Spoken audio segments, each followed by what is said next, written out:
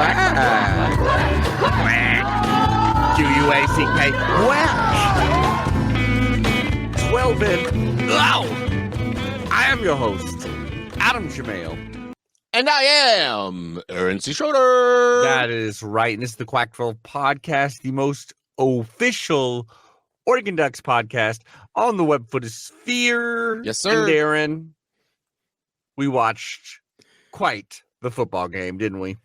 Adam, I would say what we watched was the unfolding of one of the greatest stories ever told. Absolutely.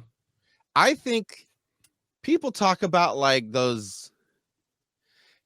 Here's what it is. Okay. Lay it on me, Over the Poppy. years, we've played many a game where upon analysis in our review of it, you and I agree would make for a great Disney movie, but we would be the bad guys. It's typically. Well, Adam, finally, I think we got our Disney underdog. We Win'ems. We's the good guys. So, Except for one guy. I was about to say the game in which we spit into a opposing player's face. Okay, look, I watched the game twice, and that was a specific moment that I wanted to pay attention to again, because they show him in the returning to the locker room. And I'd only caught the last little second whenever he was he's like on his knees, like, yeah, like, I fucked up so hard. And on rewatch, what I also saw, because I just wasn't looking in the moment, was that he like walks in and he throws his helmet and he is screaming mad, and you can tell he's mad at himself. He knows he's fucked up. Oh yeah. I mean, if you're going to spit someone in the face, don't do it in front of a ref, in front of a bunch of cameras, to a guy with a visor on. Brother. You just the spit.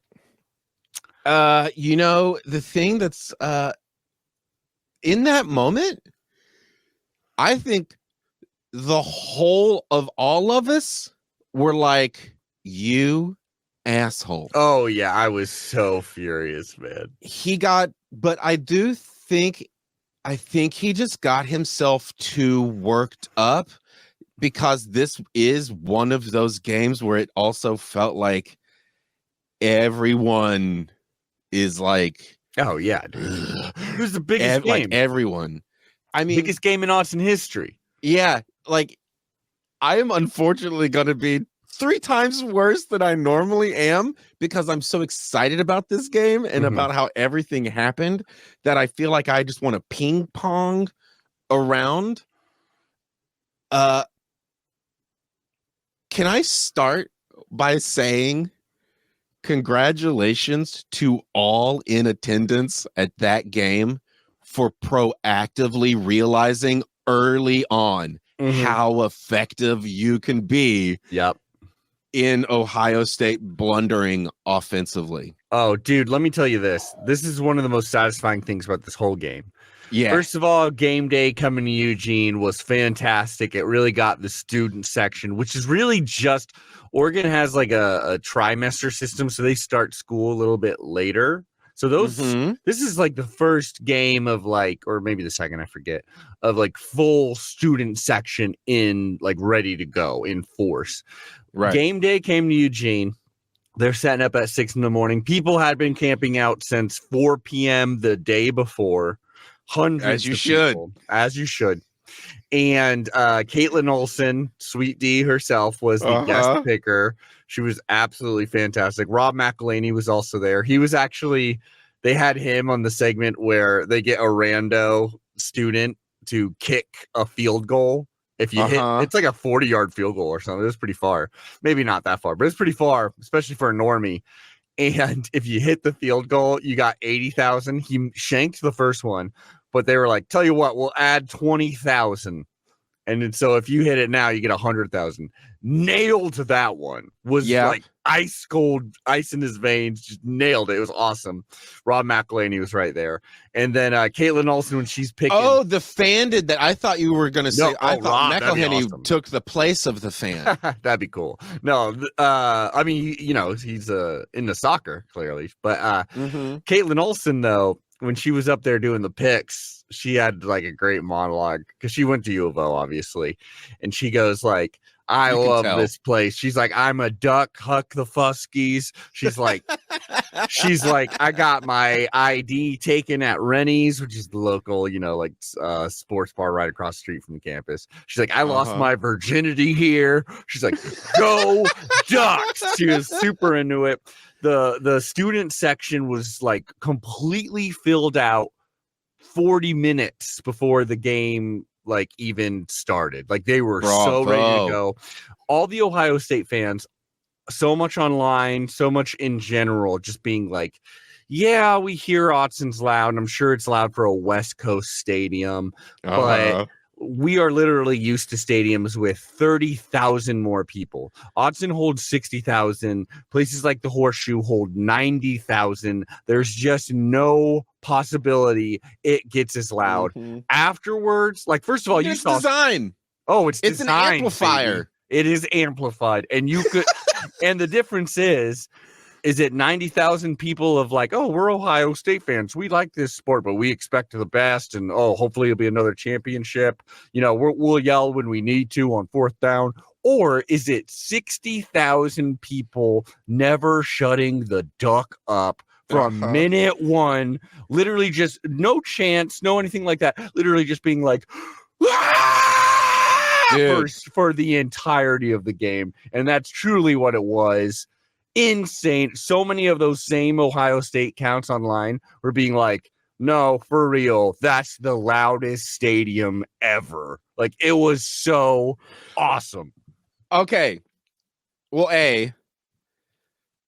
the beauty of it is that it's got that shield, up top. Yeah, a little like that's press. Just a reflection device. That thing is just going to take whatever's already happening super loud and electrify it directly back down perfectly at the field. So bravo to whoever designed that thing, because I think they thought about that. Yeah. Thank you, Mr. Autzen. And then, I mean, it was amazing. What I wanted to ask, because you kind of segued to it with the talking heads and the Twitter files out there. Yeah.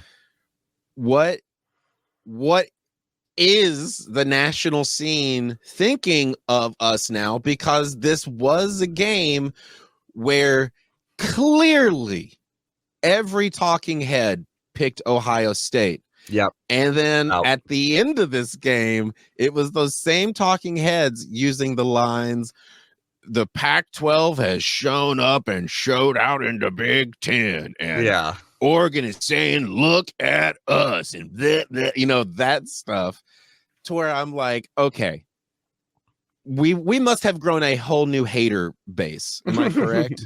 Have we? Yeah. I would say not. Well, definitely, I think Big Ten fans, just like a lot of Pac-12 fans are, the four teams that are in the Pac-12 are like, and the other teams that are in the Big Ten and the ACC, I suppose, are like, yeah, we're part of this conference. We're not really part of this guy. Like, we're so new. Like, yeah, it's like we're literally kids going to different school and being like, well, I don't even want to make friends. We're just trying to slip in, figure out the way it's streamed. I already made my friends at the old school. I don't need any friends here. That's kind of how it feels. And like a lot of the Big Ten's fans, like the absolute worst ones will be like, we don't need those West Coast, blah, blah, blah, blah, slur or whatever. Like coming over here, we got to back the Big Ten. Like you had freaking like Michigan. I saw Michigan State fans and stuff, random ass Michigan State fans being like, well, I guess we'll support Ohio in this one because I don't really care about so they truly think of us as like outsiders, which makes me so much happier because I would just love to like take your stupid little conference from you. Makes me feel so good. Because most people going into this game we're like Ducks. There's no way. Ohio State has looked better on paper. Ohio State should run away with this one. That's what people were going into this one. And, we're still number 2. Yeah, but what are they? Yeah. So what are they saying afterwards? Because Afterwards, yeah. it was a game Whew. where so much stuff happened.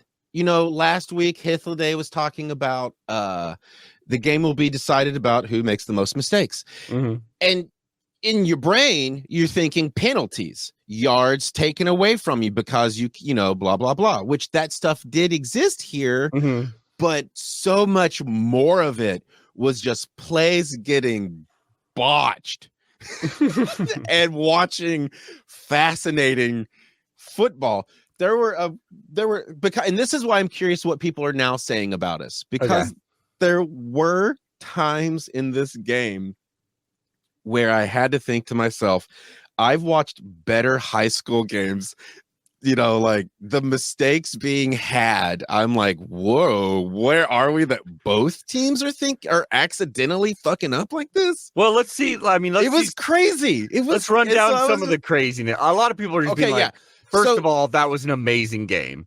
Second of all, they're being like, clearly the Ducks are the champions of the Big Ten, on their way to the, most likely a playoff spot, almost regardless of what happens.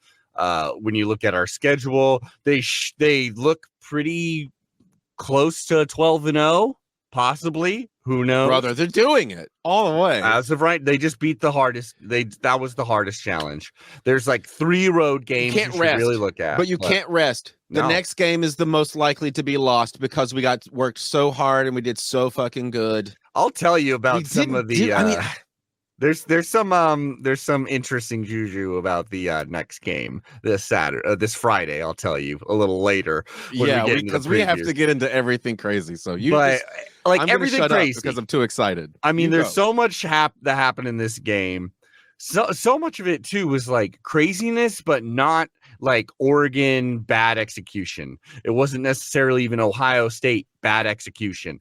Like, I mean, let's break it down. First of all, that interception that should have been interception. That's the refs fucking us over completely.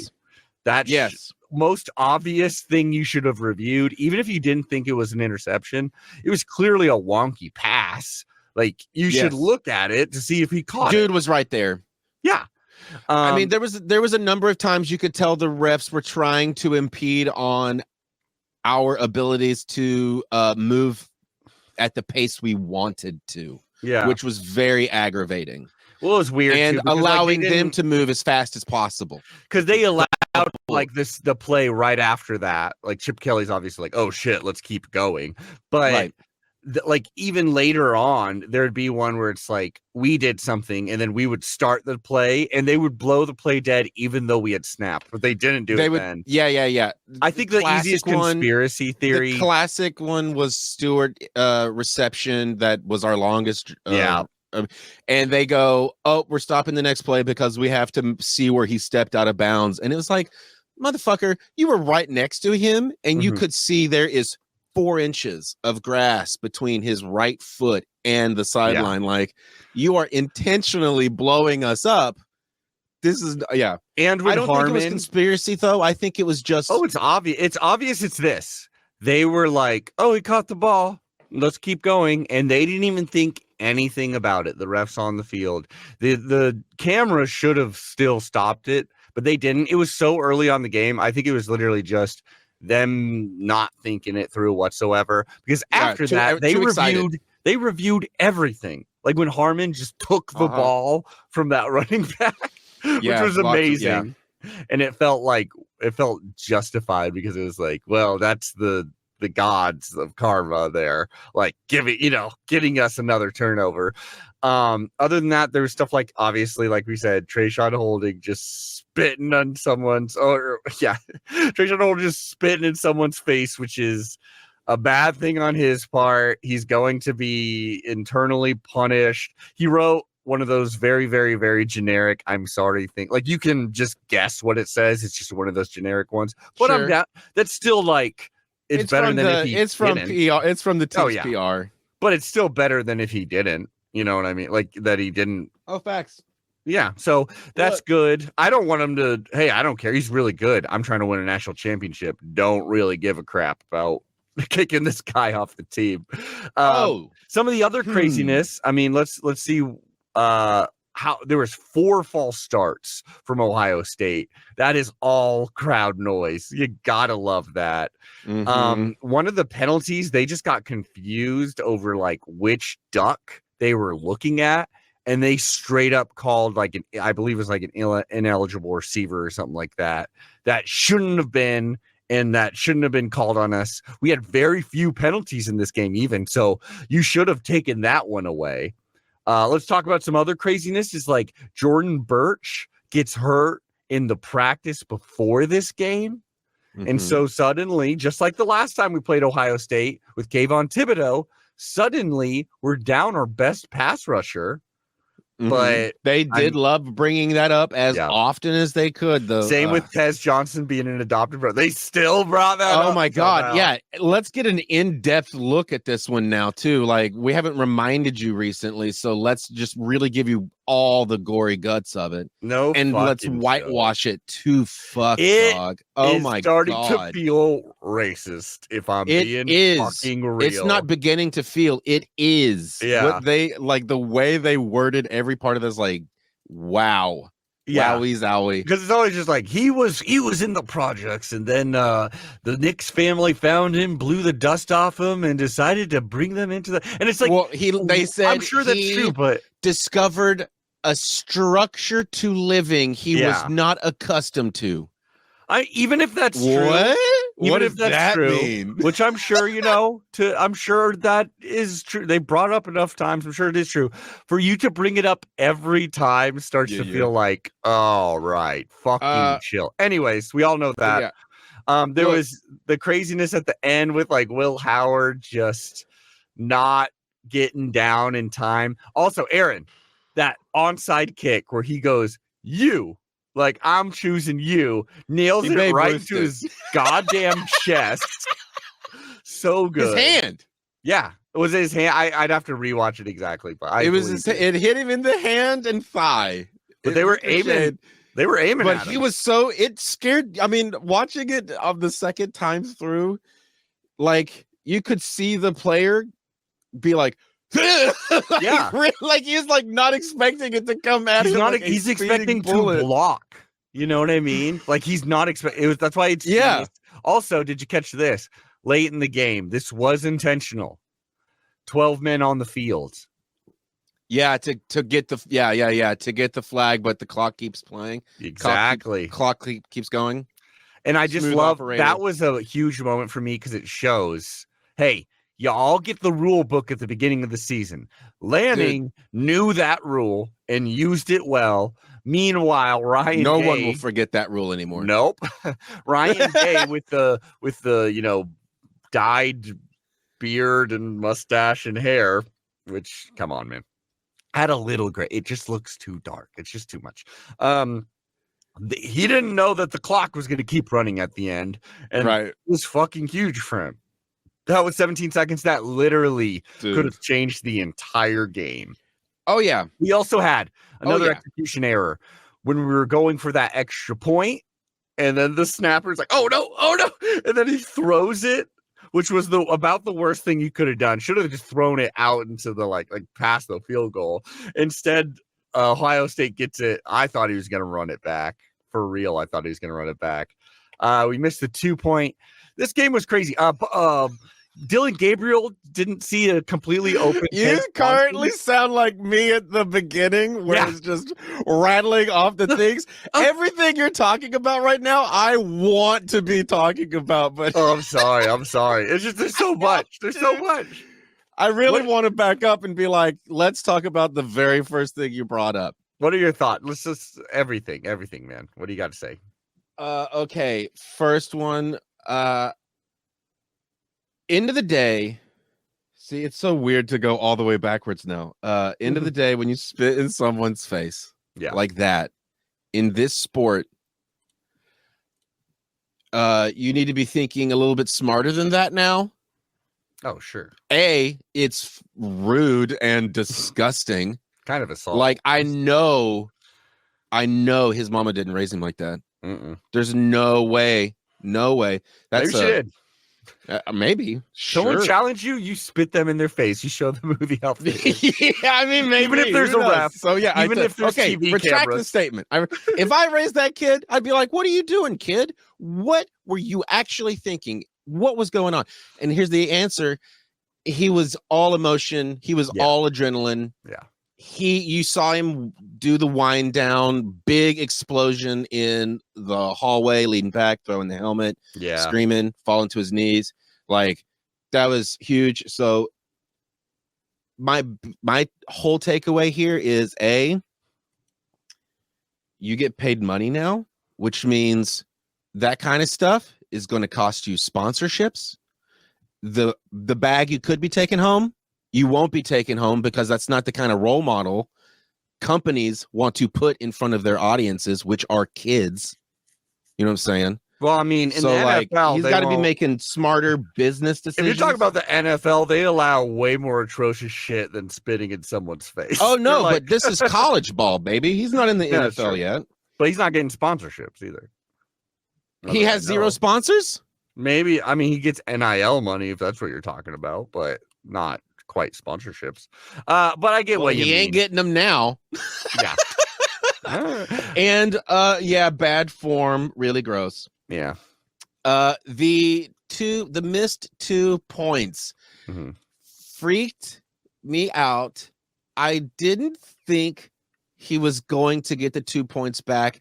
I was so giddy about how Sappington worked his ass off to try and make a play as well. Well, it maybe wasn't Sappington. I think it was the holder. What are you talking about? I know his name, but I forget. I'm talking about on the return whenever he was running it back. Sappington was hauling ass. Oh, okay. And ended up in front of him. Nice. But in the end was not needed because there was 5 other guys surrounding him. That's right. But he worked his butt off to get into that play to make sure those points didn't happen after having it blow up in his face going. Because when they show a replay of the dude going, I know what I'll do. I'll hook shot. It's basketball, baby. Oh my God, that was such a bad idea. I'll do a hook shot. When they show the reverse angle of it, from behind him doing the hook shot, and so you get Sappington's face, and he's just like, "What?" Like you watch him turn into like, "Oh no, dude, just chuck it, just chuck it past everyone." So that was insane. Yeah. Oh, sorry, that was the missed extra point. That wasn't the 2-point conversion thing we missed, which was a bummer. Yeah. But also the refs not calling that clear interception at the beginning of the game was very frustrating. Oh my God. What else did we bring up? Oh yeah. The onside kick, which is amazing. We covered that a bit. Dude. Yes. Onside kick. This is what I truly believe happened is they were in practice or in the locker room at some point. Kid is like showing how, just goofing off, showing like how he can like really precision shoot like his water bottle into the recycling can or some shit like that. Right. And Lanning is like, hey, you think you could do that with a football? And the kid's like, yeah, maybe. And then he's like, you think you could hit a guy in the hand? And he's like, probably. And then he's like, go do that. Yeah. And he was like, okay. And then he did it. And it's pretty genius when you think about it. Right? It's probably That's a little new bit play I think everyone should be using. It's probably a little bit harder to punt and like nail it, try to get the 1 yard line than to hit a guy who's 10 feet away. It's probably harder to do punt. Thinking about it for those extra 15 seconds, this should not be a play that should be adopted into the books because, you're going to be getting it should be considered targeting, right? Because you're like, you're knowingly about to kick the shit out of this ball at that guy's face. It's awesome. It's so cool. It's all about the element of surprise. That guy doesn't have hands. He's a big body. Like, Yeah. it was so awesome. And the other he's thing, not ready for it. Day pointed this out, that there was like a penalty that they had, which in turn made it, they were like, on the ensuing kickoff. Yes, there was a 15-point penalty that was just completely ignored.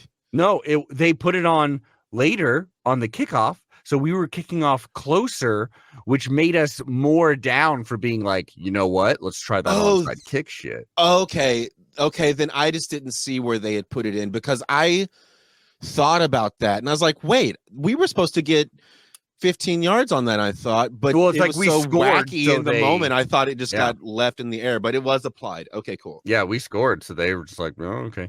And then let's also talk about Atticus Sappington, because a field goal is never a sure thing, and I was so happy he hit that last one. Let's praise Atticus. Yeah. I have total confidence in him. I love him to death. I also have confidence in the other guy. I think the guy who hit a 50-yarder. Yeah. In the game this was just a game that upon watching it the second time, it really did feel like we were firing pretty solidly on all cylinders. It's just, this game was filled with wacky shit too. Well, and like the other thing is, Ohio State has a couple. I mean, just like when we played Washington, there's like some NFL talent here that's like, you know what, they're gonna get theirs, and if you play them in the playoffs, they're probably still gonna get theirs. Like Ibuka and Smith, like those are just amazing athletes. Truly amazing athletes. Overall, we Geno Smith's cousin. I loved seeing Geno there. Yeah, I mean, he was bummed, I'm sure, but like those dude, two I'm bummed are at Geno amazing right now. Seeing his face made me like, wow. Oh, and you're on Ohio State's side of this thing? Of course you are. We don't need to talk about Seahawks, all right? He's doing great. Of course for you want Seahawks. to stab me in the heart after you like break my back.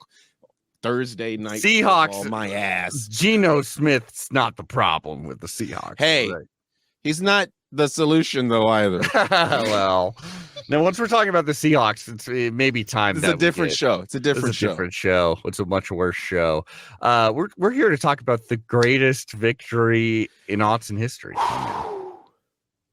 Watching the blunderbuss of this game unfold. G. Willikers Batman, it's just like Hythloday said last week. This game will be decided by who makes the most mistakes. But I think while that was still very true, it came down to who will make the last mistake. And luckily for us, it happened in the last 6 seconds. It really was a big mistake too.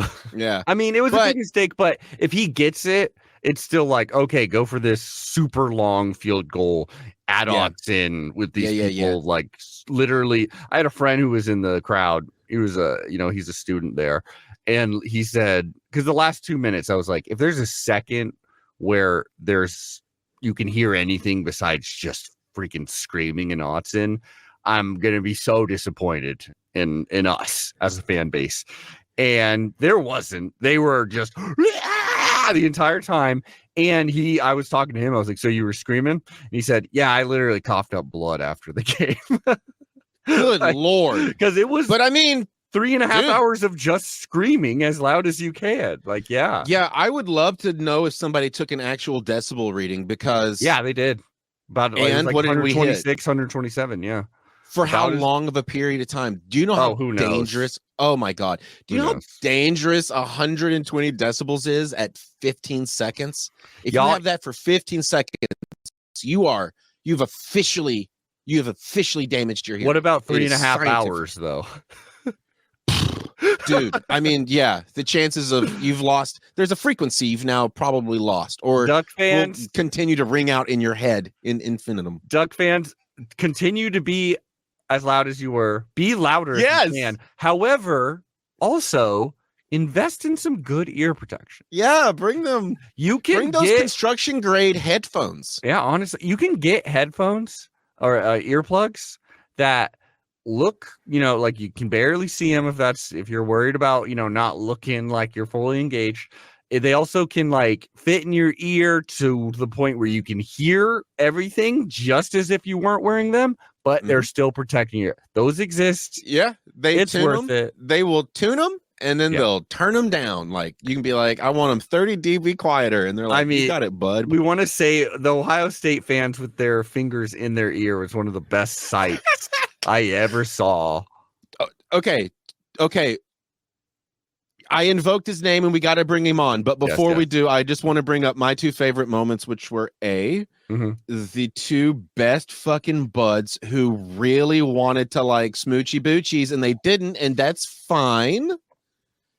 But they can. If you want to send me, if you can send that to me on an email or something, I'll pull it up and we can. Well, it's in your text messages. In my text message. Okay. Continue. That was my favorite moment getting caught on tape, and then my other favorite actual moment was insignificant. It was after a play. In the background, one of the line workers really stood out to me because he had on a red hat, like ball cap, but it just said "the" on the front. Yeah, the Ohio State. Did you know? You don't know this, do you? You don't know this, do you? Oh, so that was an Ohio State guy, and it just said, okay. Let me tell you how pretentious this team is really quick. Wait, hold on. This is why it was my favorite moment, because that's pointless, right? Like, you already know everything about it. I didn't know anything about it, but what he did, the man, is he inspired me. I have created a new superhero. His name is The Man. The Man. And when he's really just a regular guy that wears that baseball cap, it says "the." So now I know to put him in Columbus, Ohio. That's where he lives. Perfect. Absolutely. And they're like, hey, this building is burning and there's a bunch of cats in there. Can you go rescue them? And he's like, of course I can. I'm the man. Well, if you do that, and that's the joke. If you do that, Aaron, you will have to get special permission from Ohio State, because they actually trademark, or they attempted to. I forget if they actually got to it, but they tried to attempt. Pretentious? Yeah. Okay. They tried to trademark "the" as in because they are the Ohio State. Look, I will play ball with them. I will set this thing in Columbus, Ohio. It will take place in and around the campus. I can make this story however they want it. Well, all he needs to be is a regular dude who people ask him for help, and he says, of course I can help you. I'm the man. Well, I don't like the idea, but I'm not editing it out. I will say this, Ohio State fans, I had a lot of interactions with them, both online and in real life in Eugene, Oregon. They were all actually very nice. They were, even after the game, they actually you know what? Decent. Yeah. And I mean, their team rules. That team was so fun to watch playing. I can only imagine it was the most stressful game our guys have ever had to experience, because I was on edge the whole time. But yeah, no, all shout outs to Ohio State. I like them. I think they're cool. I think they're cool. I think they've got our number, though. I think. Well, we're on a winning streak. Now we got to be like this. Because we're 2-0, baby. We're 2-0. Okay, let's bring on our dear friend who, in last week's super specific predictions, those are the ones we end the show with, and we call out something that, you know, a real specific detail. So you really got to put your butt in the wind for this. And of course, Hit of the Day nailed one. Someone brought this to my attention. He, in fact, said, this is the kind of game early on someone's going to get ejected for something stupid. He nailed that one, didn't he? You know, did Hit of the Day say that? He did. There's takes and then there's spit takes. And he got this one correct. That is, of course, Hit of the Day of Addicted to Quack. How's it going, Hit of the Day? I'm well. How are you? I did not say that. I said that. Aaron. It was Aaron? Oh. Aaron was the one who had the ejection prediction. Thank you. I was the one who said this game is going to come down to which team makes the last mistake. Did you say last as well? You didn't say most? Yeah. Sorry. So what you're saying is everyone was correct but me, who said the first half would be under 14 points.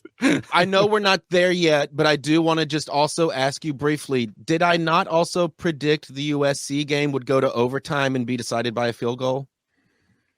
Oh man, remember. that sounds right. I think I predicted that, and I think that is what happened with them, right? Did it go? It is what happened. I can't remember exactly if you predicted that. I'll have to go back and check the tape. And actually, it's tickling a memory for me. I think you said something like that. And Aaron I just want to tell you, my two best football friends. Yeah, I do think I have actually made a reconnection with the universe, and therefore, it's about to get Buck-O wild up in here. Buck-I wild or Buck-O wild? Buck-O wild. Okay. You were also pretty close, Aaron, on. I was definitely making fun of you for it. It was like, oh, Purdue versus Illinois. Of course, Aaron and I got Illinois. Like, that's obvious. Purdue looks like crap. Boy. Illinois looks ranked.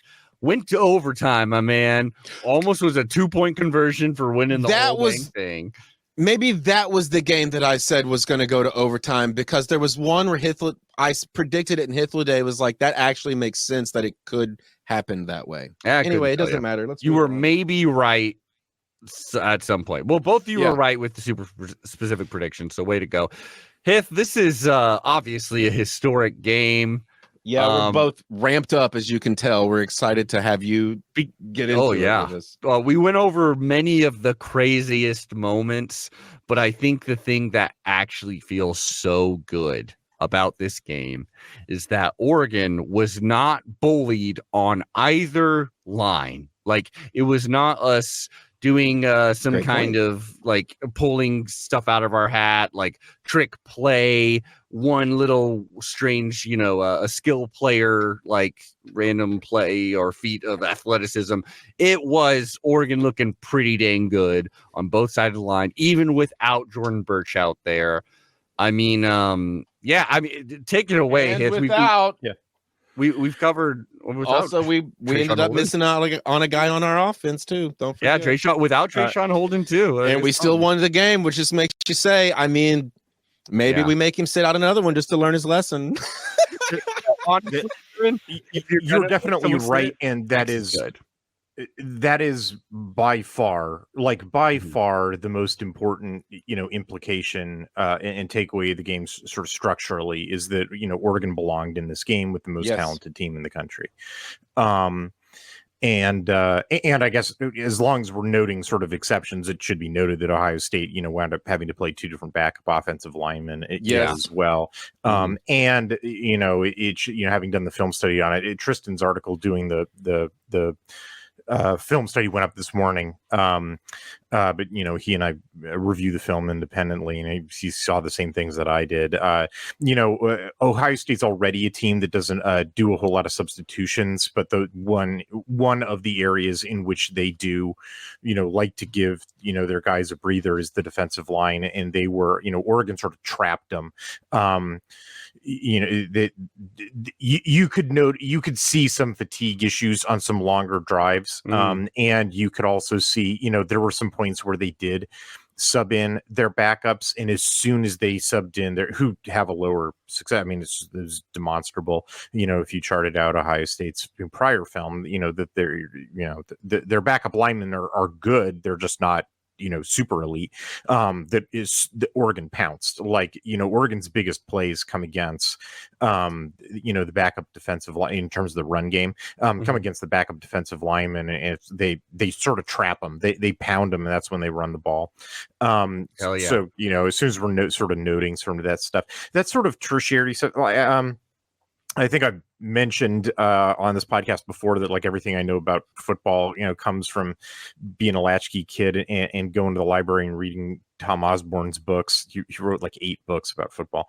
And And in one of them, he discusses, when he's looking at football games go through like 3 levels, and you've probably heard the abbreviated version of this as a cliche before, because it gets repeated 100 times by coaches every week, that it all starts up front in the trenches. The game begins, or the game starts in the trenches.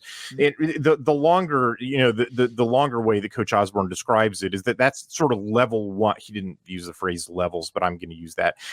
Like level 1 of the game, or the level 1 of the competition, or the way the game is decided, is in the trenches.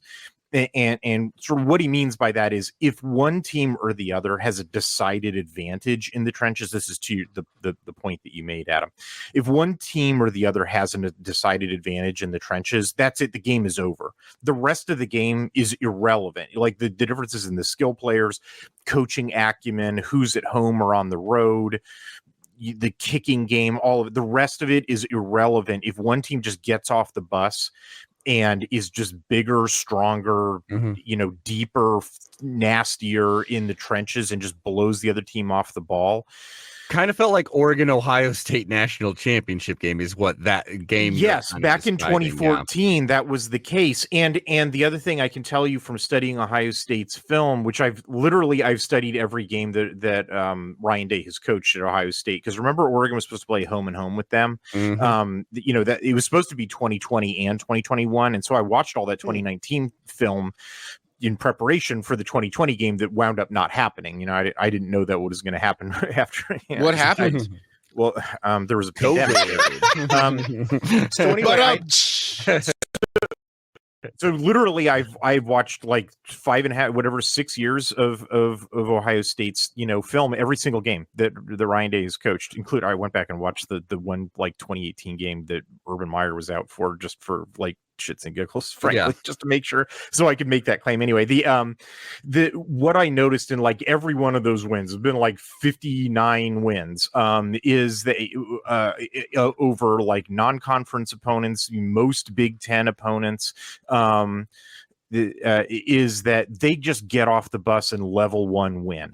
It's like the coaches don't even need to bother to show up. The skill players, didn't even really need to bother to show up. They didn't need to go to the film meetings that week. Just like the dudes in the trenches just showed up, and the offensive line blew the defensive line off the ball. They were getting 5 yards a carry just for the asking. And on the other side of the ball, the defensive line just knocked the offensive line, the opposing offensive line down, and the quarterback didn't have a second to think. The running back couldn't move the ball at all, and it was like the game was over level 1. So, and that's it. And like Ohio State would just like auto win. So then Coach Osborne says, okay, but what happens if you have, an even match in the trenches? Well, then it proceeds to level 2. The level 2 game is the skill player, conflict. So here's like, who's got the better quarterback? Like, who's making the more difficult throws? Or is your wide receiver beating the coverage to get separation, or is the defensive back, covering up? Is the running back, able to make that extra cut to get a few extra yards? Is he breaking tackles? Or is the secondary and the linebackers making tackles in space to limit explosive plays, right?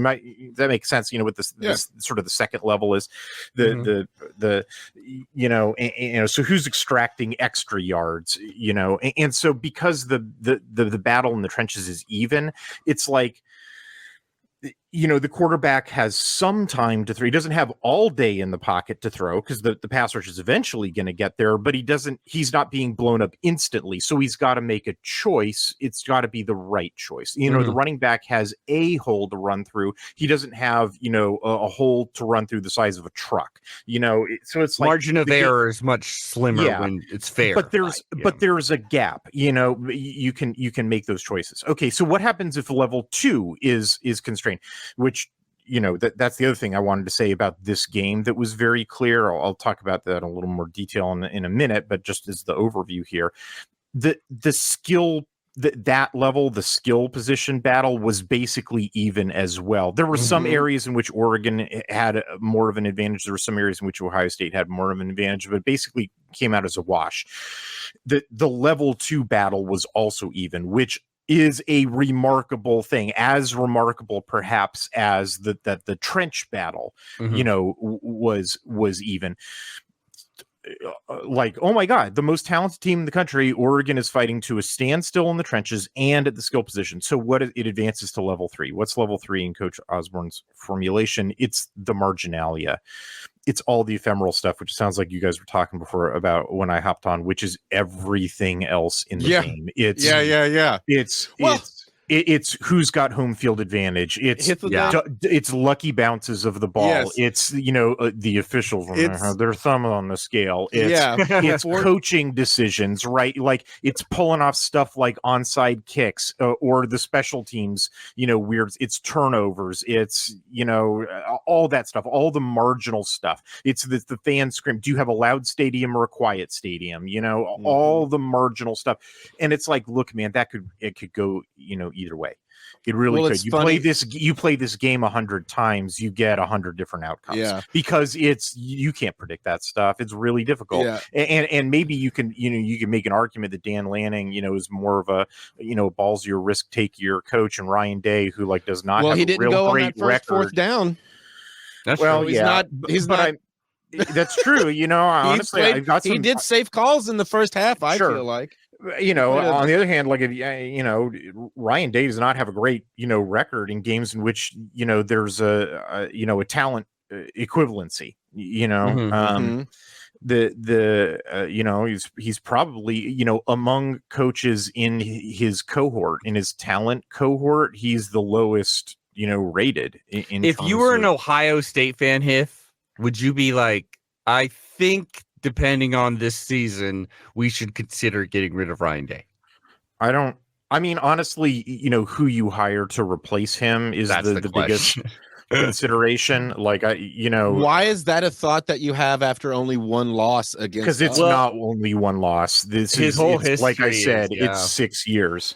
He's like to the 0-8 in these games. People. Yeah, oh, I see. He's just never able to finish, basically. But at the same time, it's that he was one if you field look at goal you away. Look at coaches like if you look at coaches like Nick Saban, it's a very small group. That's the problem. But if they're more like 50-50 in these games, which is what you would expect, right? When you have an even talent advantage and it comes down to, okay, coach, you need to win this game. You need to manufacture that extra play, and what you find is that the guys, if you really examine the record and you look at, okay, how many times does an elite team play an elite team, and it comes down to, coach, you need to win this game by manufacturing something. What you find is, Nick Saban, Urban Meyer, Dabo Swinney, down the line, all these guys in the modern era, it's like their record is something like 50-50, or some of the best guys is like 60-40, Kirby Smart, etc. And Ryan Day, it's like 5%. It is, okay. And it's over getting to be a large enough that it's like, this doesn't look like a fluke. This looks like this guy doesn't have it. Every other box is being checked for him as a coach, except for he did seem irresponsible. But that's what you hire him for. You don't hire your Ohio State coach to win against the scrubs. A golden retriever could win against the scrubs. That's what I was trying to tell you. They get off the bus. Yeah. They get off the bus and automatically win those games. Yeah. But I don't know. This isn't the Ryan Day podcast. We shouldn't spend this much time. That's what I wanted to say, is that, and diving into the advanced statistics, or the statistics that I pull from charting, it really is. It really is, fought to a standstill in the trenches and in the outcomes of the places. So in the rushing game, the numbers are actually extremely similar between both Ohio State and Oregon in the run game. They are both about 50% in success rate. They both have perfectly identical yards per carry numbers, about 5.2, which is above average for the FBS, but below what they were getting going into this game. Sure.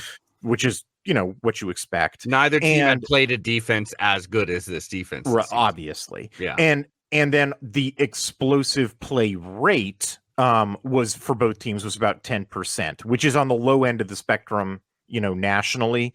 But it makes great football when they happen, baby. Yeah. Right. But essentially what having a higher than average yards per carry number, an average efficiency number, and a lower than average explosive run rate number tells you is that everybody's matched. They were running. It was like a bunch of stuffs. It was like half of the runs were stuffs. 45% of their runs were like 5-yard runs, and then the last little bit was like 25-yard runs. Right. Like they when they would break big, they'd break real big, but they wouldn't break big very often, like pretty rarely. So that was interesting. It's like the only times they would break big is they get behind the defense and get real big. Yeah. Or Dylan Gabriel keeping it in the perfect moment for exactly. There's actually another moment earlier in the game when he should have kept it, and I think and he doesn't, and they wind up kicking a field goal in it. And I think it's when he hits the homie in the back. They're like sitting him up, for that touchdown run. Anyway, so then in the passing game, this is where there's the numbers they wash, like I said, I think they wash out to be fairly similar, but there is a differential when you break down the specifics. Both of these offenses made the defenses look bad. The passing offenses were defeating the pass defenses, no question. Both of the pass offenses were significantly above water in efficiency, significantly above average in yards per attempt, way above average in explosive play rate. Both of their rate of 15+ yard passes were about the same, about 28%, which is, I mean, these were haymakers. It was like nothing but haymakers in this game. 28% explosive play rate is, I mean, this was a heavyweight slug match. This was, this was Foreman Ali. And it was so nice to see Dylan Gabriel. It's like he does not lack the confidence to be like, this is a huge game, but I know this is a necessary shot to take, and that we've now that play. Yes, Adam. Yes, that was very nice and very true, and is actually where there is a difference in this. All the stats that I've given you so far have been the same. Literally, all three of the run stats are virtually identical, and the rate of explosive plays are identical. But here are the 2 of the 6 that I collect that are somewhat different. Even though they're both above average for both of these offenses, they are a difference. Ohio State was more efficient. Both of these teams were efficient in the passing offense, but Ohio State was significantly more efficient. Ohio State was hitting about 62% pass efficiency, that's championship caliber. They're extremely efficient, and they were hitting about 8.5 yards per attempt, which is very, very good number. And they were basically, when they were connecting on their passes, they were connecting for about 15-20 yards. So nice, very nice for them. Oregon's pass efficiency rate was 56.25%, which is above average. It's significantly above average, but it doesn't quite hit championship caliber. To the extent there were problems, it was less about Ohio State's defense. It was, actually, I think more than anything else, Gabriel, missed a couple of reads. If he makes like 1 or 2 more reads, they crack 60. Gabriel actually has efficiency wise, not explosive wise, but efficiency wise, I think he's got a little more juice to squeeze. Tez Johnson was open in the end zone. There's although on that play, Justice Lowe is committing a massive offensive pass interference. It's a pick play, but he's not doing it subtly enough. They probably would have flagged him if he had thrown it that way. Hey, I'm glad they were calling the pick plays or the offensive pass interference. Is all I'll say. But anyway, on the other hand, there is, I don't want to talk about officiating too much, but there's 2 very clear missed defensive pass interference flags where if they throw those flags, it also drags Oregon's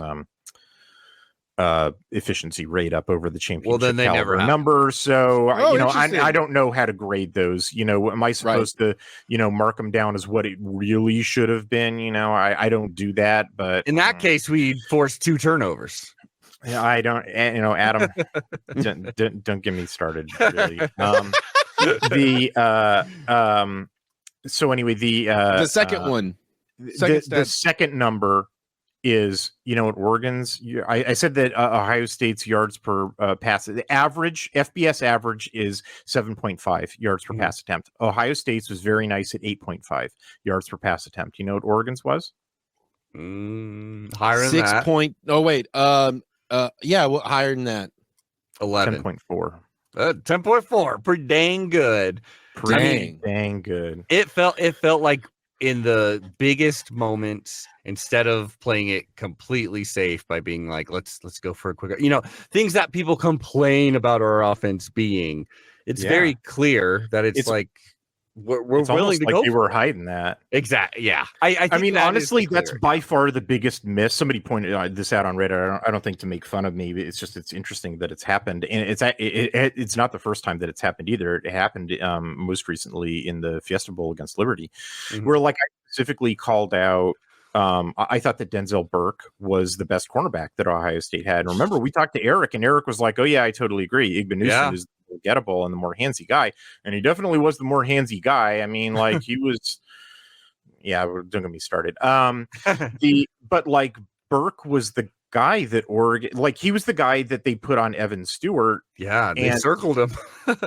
I mean, I don't know. It's potentially the case that Oregon was rope-a-doping folks, and they were deliberately not throwing the ball to Evan Stewart. Perhaps this was deliberate. Perhaps. I don't know. He was fuego. That's all I know. Yeah, he was fuego, man. And I mean, he dusted Denzel Burke, and no one saw that coming. I mean, I don't feel embarrassed about it because it was not on tape at all, and none of the Ohio State, people, not Eric, not any of the people that I've subsequently talked to, nobody saw that one coming. No one. I will say I felt, and I don't know if that's because that Burke. I don't know if that's. I mean, that's the thing about cornerbacks. It's the line that I put in my article. I never saw him on film, and the best cornerbacks are phantoms. Mm-hmm. Right? If the opposing QB is not challenging him, right, that's the best compliment. Right. But it's all inference, and Oregon, and it's funny because this is not the first time that's happened with Will Stein. Remember, it's the same thing that happened in the Fiesta Bowl. Remember that they had 2 cornerbacks. One was named Williams and one was named Singleton. And Singleton, I think, if I get these names backwards, I'm sorry. I'm going to roll with Singleton. It's Liberty. Was the guy. Care less. Sorry. Singleton, I believe, was the guy that it was clear from the way that Liberty set up their pass defense structure that they knew that Singleton was the one who needed help, and Williams they left on an island, and Williams is the lockdown guy. And then opposing cornerbacks were like, even though that guy is out on an island, the good one, Williams, I'm still not going to throw against him. I'm still going to challenge the guy who's got help. They would go after Singleton. And I had film of Singleton getting beat. Interestingly, Singleton has transferred to a school that Oregon has played this year. Anyway, and they beat him. Anyway, so what happens? So what do I write in my Fiesta Bowl preview? I write, hey, this guy who's in single coverage, don't go after him. He's the good one. Go after the bad one. What does Oregon do? What does Will Stein do? Mm-hmm. They go after Williams. They go after the good one. Why? Because it doesn't matter if he's better. First of all, I don't know if he's better or not. Maybe it was just cowardice, And second of all, even if he is the better one, it's sort of like the old joke about you and me in the woods and a bear starts chasing us. I don't have to be faster than the bear. I just have to be faster than you. Maybe that guy's just a little bit better. And Oregon's receivers are, hey, I'm faster than both of you guys. And if I beat the guy who's in single coverage, I got more room to run.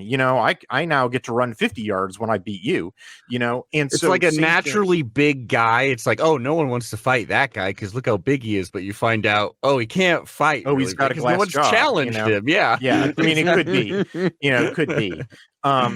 So Evan Stewart gets put on, or Denzel Burke, or probably the other way around. Ohio State chooses to put Denzel Burke on Evan Stewart, and then Stewart just cracks him. And and on top of that, Ohio State's not getting pass pressure on Dylan Gabriel. I mean, it's not happening. It's not happening. And so I know so Gabriel's got the time right? to set up to make those throws. Mm-hmm. Stewart's cooking their best corner, who I believe is their best corner, and he ain't got no help. So that's why Oregon's putting up 10.4 yards per pass attempt. And, even though Ohio State is more efficient in the passing game, and there's some extraneous factors between Gabriel missing a couple of things and the refs are missing a few things, that, Oregon is still winds up, with an advantage in the passing game. And this game proceeds to level 3 marginalia. Hell yeah. The awesome. man. Absolutely. And the spit heard round the world. Absolutely. That was so I'm sure every Duck fan was just so pissed. It's like you didn't even score the touchdown. Score the touchdown, then do some dumb bullshit. Yeah. It was on a run play too. Dude, yeah. It was like a nothing play on the for perimeter. him. All he was doing was blocking on the perimeter. It's ridiculous. It literally blew my mind because rewatching it, I was like, wow, it was a blown up play too. Like we lost yards on it. And it was just like, that's when you were being a cocky dude. I know, and you're gonna spit on someone with like a visor. That's the thing that makes you laugh the hardest. Like, I there's love evidence. you wish it didn't have the visor. There's a bunch. I'm not done tooting my horn. There's a bunch of stuff. Go back and read my Friday preview of Ohio State. Other than that one, like glaring Burke is great, line, which now I guess I have egg on my face on. He's great. We're just better. That's all I'll say. I guess. Yeah. That's it. Every line in my preview, nailed it, man. Like the final line in my preview is talking about how Ohio State simulated pressures do not make any sense and should have been left on the whiteboard because they don't make any sense. If you look at everyone, like the most trouble that Ohio State gets into is when they run simulated pressures. And in fact, if you go and look at, Ohio State Twitter right now, or their film study, their counterparts of me, who do, and Tristan, who do film study, all that they're talking about is how none of their sims got home and they were stupid, and that Oregon's biggest plays come against their sims. And it was like, should have read Addicted to Quack, brother. It was pretty interesting where it's like, because like, you shouldn't change your defensive philosophy completely from game to game, it feels like. And I know that, Ohio State is one of those wants you to march down the field a little bit more. But it was also interesting because it was like, it did also feel like it played into our parts. Where it's like, well, our worst games on offense have been, obviously was due to offensive line, kind of the management, different people in different positions. But our worst games was when Dylan Gabriel had less time. In this, if you give him more time, he's one of the most efficient. He's the most efficient quarterback in college football right now. And how many times? I mean, I saw one for sure, but I'm curious how many more times Jordan James took a fucking knock to give him that extra half. It was great. He had that one dude, especially great block. That I love Jordan James. It seems like Jordan James we love a 1A 1B running back situation, but it feels like Jordan James is 1 and others are 2. Now. They're giving him the ball more. Remember what I just said, though, there were very few explosive plays in this game. And so because the differential in carries was not 50-50, that like Jordan James got way more carries than Noah Whittington. Just Whittington had fewer opportunity, there's only like 3 explosive runs in this game. If Jordan James gets 75% of the carries, he just gets all the opportunities. I think if this game lasts a lot longer, eventually Noah Whittington will break an explosive run. Right. I agree with you that Jordan James is running the ball better than Noah Whittington, but you have to take into account that he's getting more carries. And that Jordan this was James a low is also going to help wind down that defensive line because he will just bulldog until you pull him down. Yeah. So, he's helping. Yeah. Which I think, you put in Whittington at the second half or whatever. Mhm. we'd get big ass runs because they'd be tuckered out from Jordan James being a boss. You know, and like they kept saying about Ohio State is like, oh, Ohio State's hard to defend because you don't know, like, who do you take away in their offense? Kind of same situation for Oregon. Like, we got plenty of options. Like, Yeah. Tez I mean, Johnson I was had going off, answers yeah. to that question about who you take away in their Ooh. offense, and in fact, I like Oregon sort of followed it and sort of didn't.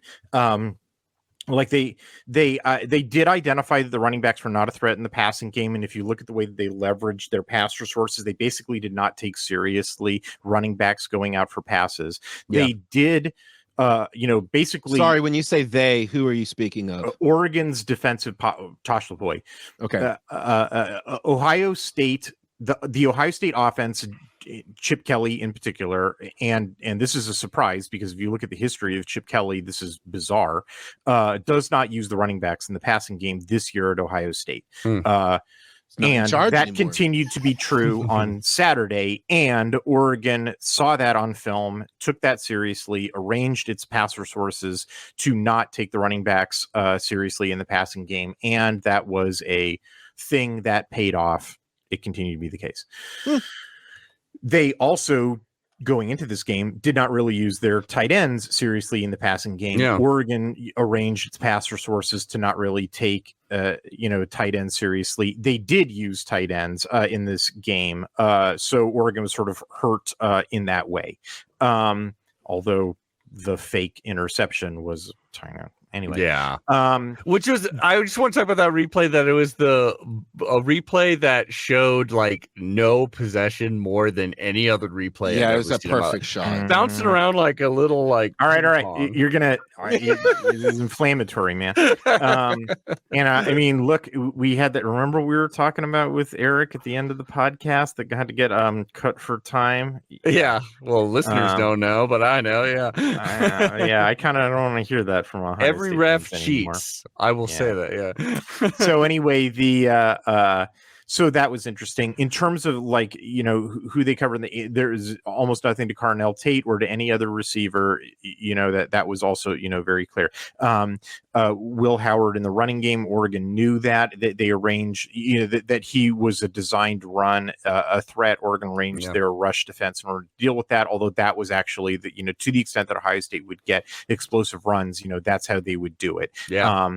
And remember when I talked about at the end, when you last time on the podcast, when you moved on from the Michigan State game, and I said, wait, there was one other thing to note, and it was about Oregon State needs to control the backside because the quarterback keep, like they did that. So thumbs up.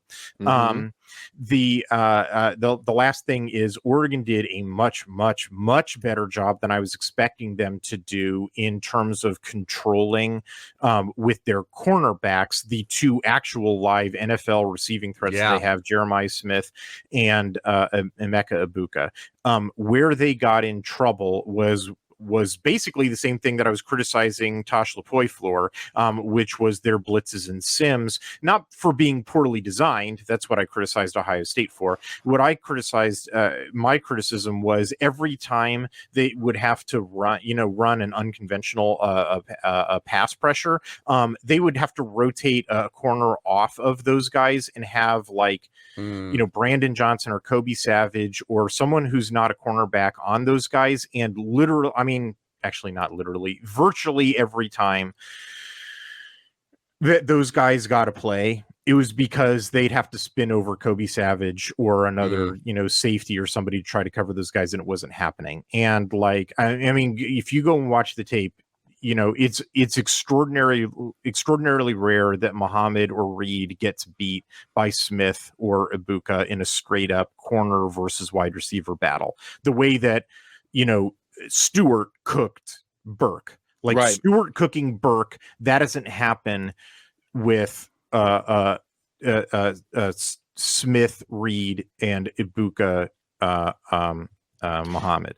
Nor does it really happen very often with Ibuka versus Brandon Johnson out the slot, which is actually pretty remarkable because Brandon Johnson was not like He was like a mid 3-star coming out of high school. Mhm. Where they get in trouble is, when they got to rotate over and have somebody who's not supposed to be doing that, do that. Because if Ohio State, picks it up and Howard's got time to throw, or if he's just locked on, he knows that's the read, the guy can't get over there in time. Like the touchdown that Ibuka scores, it's like Savage has to run all the way over from center field in order to pick that up. And Howard has the ball released, way too, and it's like Savage can't make it over there in time, dude. There's a couple other plays too. It's just like you can't, that's the thing about the state of Oregon's secondary right now is like there's, with Florence, out with injury, and they're not playing Cam Alexander, and who's super fast dude, and they're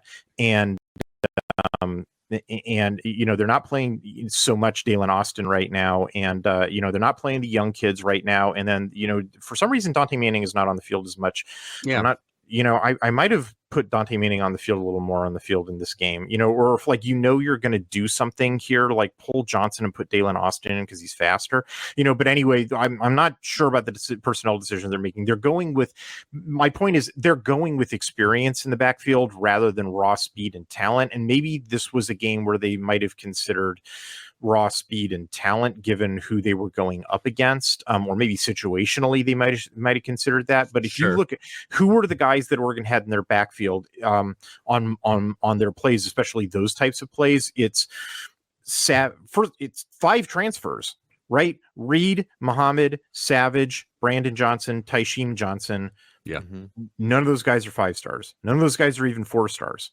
That all of them are like mid 3 stars, or like hell. Kobe Savage was D2 guys out of high school. I'm not trying to make fun of them or anything. I'm saying that like that's the factory, the lights of the factory aren't on yet for Oregon in the defensive backfield. Like that's unlike say the defensive front, where I know they got transfers too, but like Tatum Tuyati, Amari Washington, Matayo Uiagalelei,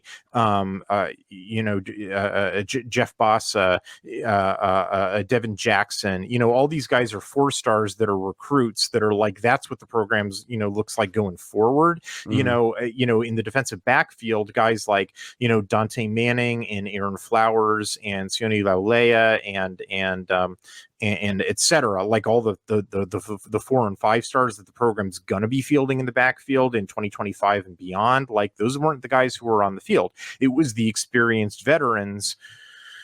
And like, well, it kind of makes sense. I know it makes sense. Yeah. I'm saying that this game in which they were playing a couple of 5-star, literally 5-star, literally they're 0.99999s out of high school. Like this was the game when that was going to be a problem. Well, until December.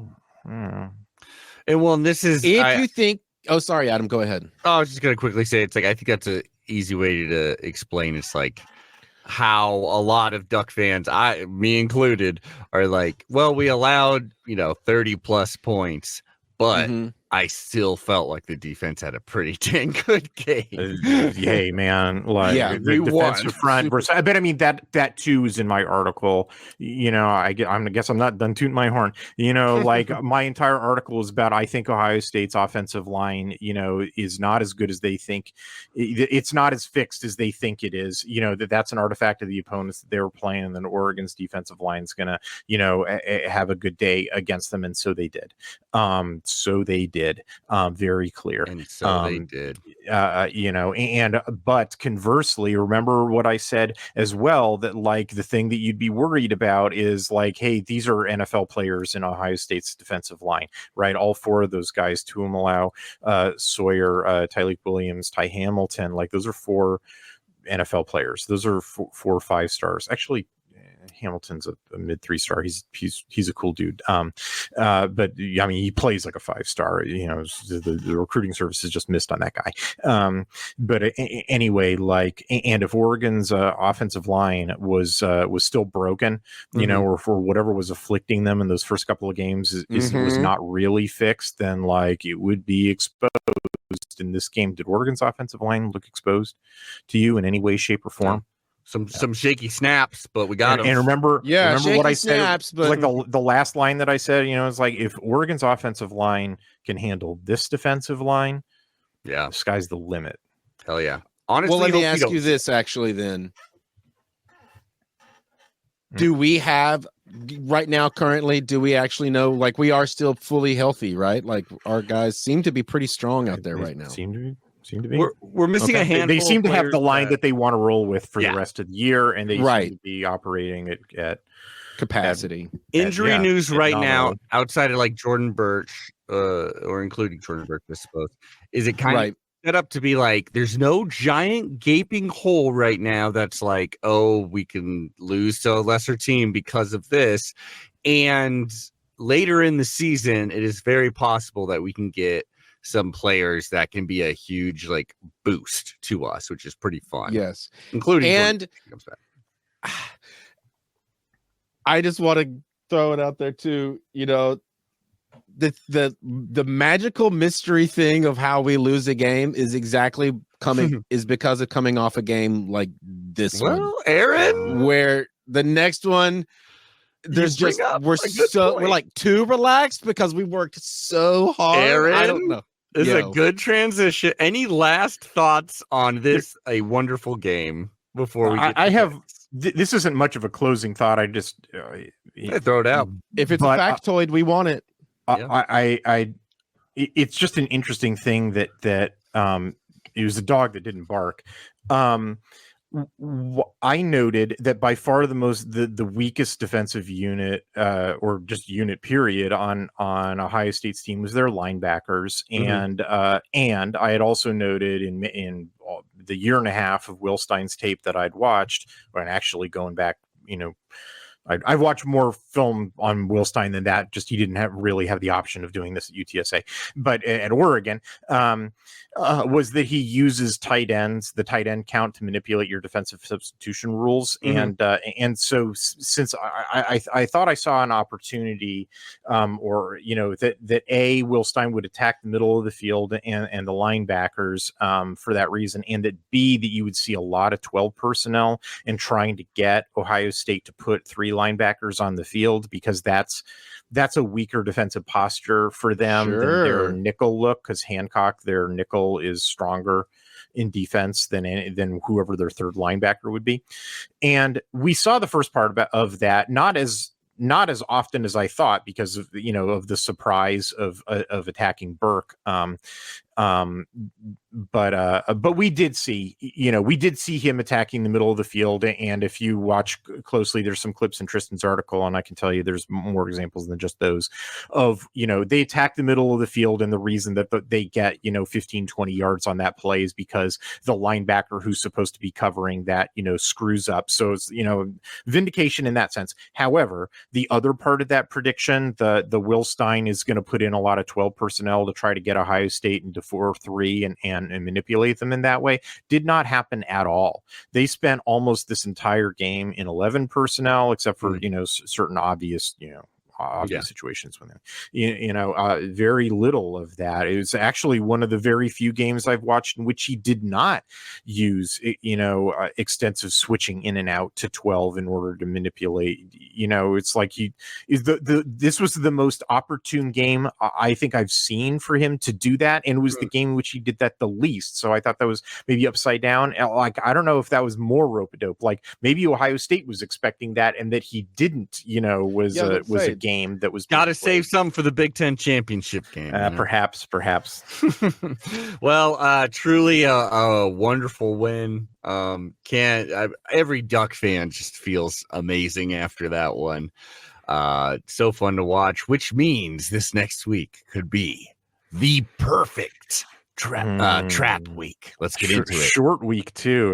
Short week. I mean, this month has been brutal for film study. That it's short week for Michigan State, then Ohio State. In which there's a lot of demands on time, and then a turnaround for the short week on the trap game. Yeah. Here we go. The trappiest trap game since M. Night Shyamalan made the movie Trap. Let's get into it. Which is good. Which is good. I want to say it. It. Bottom 11.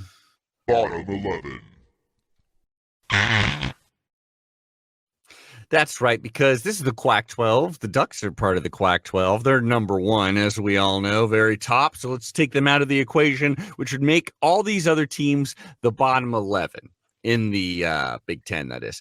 Now, we got to put, obviously, Ducks number one. Who's going to be at the bottom? Well, the Washington Huskies, of course. They're going to be number 18 because there are 18 teams in the Big Ten, which would make all these other teams, all 16 of these other teams, part of the bottom 11, all tied for 11th place. It all makes sense. Here's a random, well, not random. Here's an assortment by me, kind of a power ranking, if you will. For those not watching on YouTube, I'll break it down real quick. At the top tier, I got all my a couple undefeated Big Ten teams up here. I'm putting Indiana at the front because I like them the most. Are they full on better than a Penn State or Ohio State? Who's to say? It'll be really exciting to watch them play Ohio State, that's for sure. But I got Indiana as my number one, tied in 11th place. This is getting more confusing. Can I stop you right there, actually, What's that, to make this even worse? What's that? Why in the F-bombs are they ranked number one and we're ranked number two? We've had Texas is ranked number one. What are you talking about? No, I'm talking about in the Big Ten. Big Ten ranking. Alphabetical. Wait. They have the same conference record. They have the same conference record. They have the same overall record, and rather than going to the tiebreakers, they just go alphabetical. So it's just lit on the Big Ten ranking. Yeah, it doesn't. Yes. Everyone knows Oregon is the number one. That's hilarious. Okay, thank you, Hithloday, for answering that, because this morning it cheesed me off when I looked at our rankings. And I was like, "What? That makes no sense." But thank you. That it still makes zero sense. I think it's because otherwise you'd have to factor in style of play, how they actually looked. Well, yeah, and let's do that. Hithloday has the notes. It's too much thought to put in for this is just supposed to be. They did beat UCLA. Their common opponent is UCLA, and they beat UCLA by a larger margin of victory. Yeah, so there you go, Indiana. There you go. Okay. And Indiana's fun, man. Come on, Indiana. Penn State's there. They're still pissing me off, but they did manage to beat USC. They did manage to barely beat USC by locking on to a goddamn tight end with the last name of Warren. Dear Lord. I saw this man snap. Warren did the Marcus Mariota thing. Yeah. Yeah.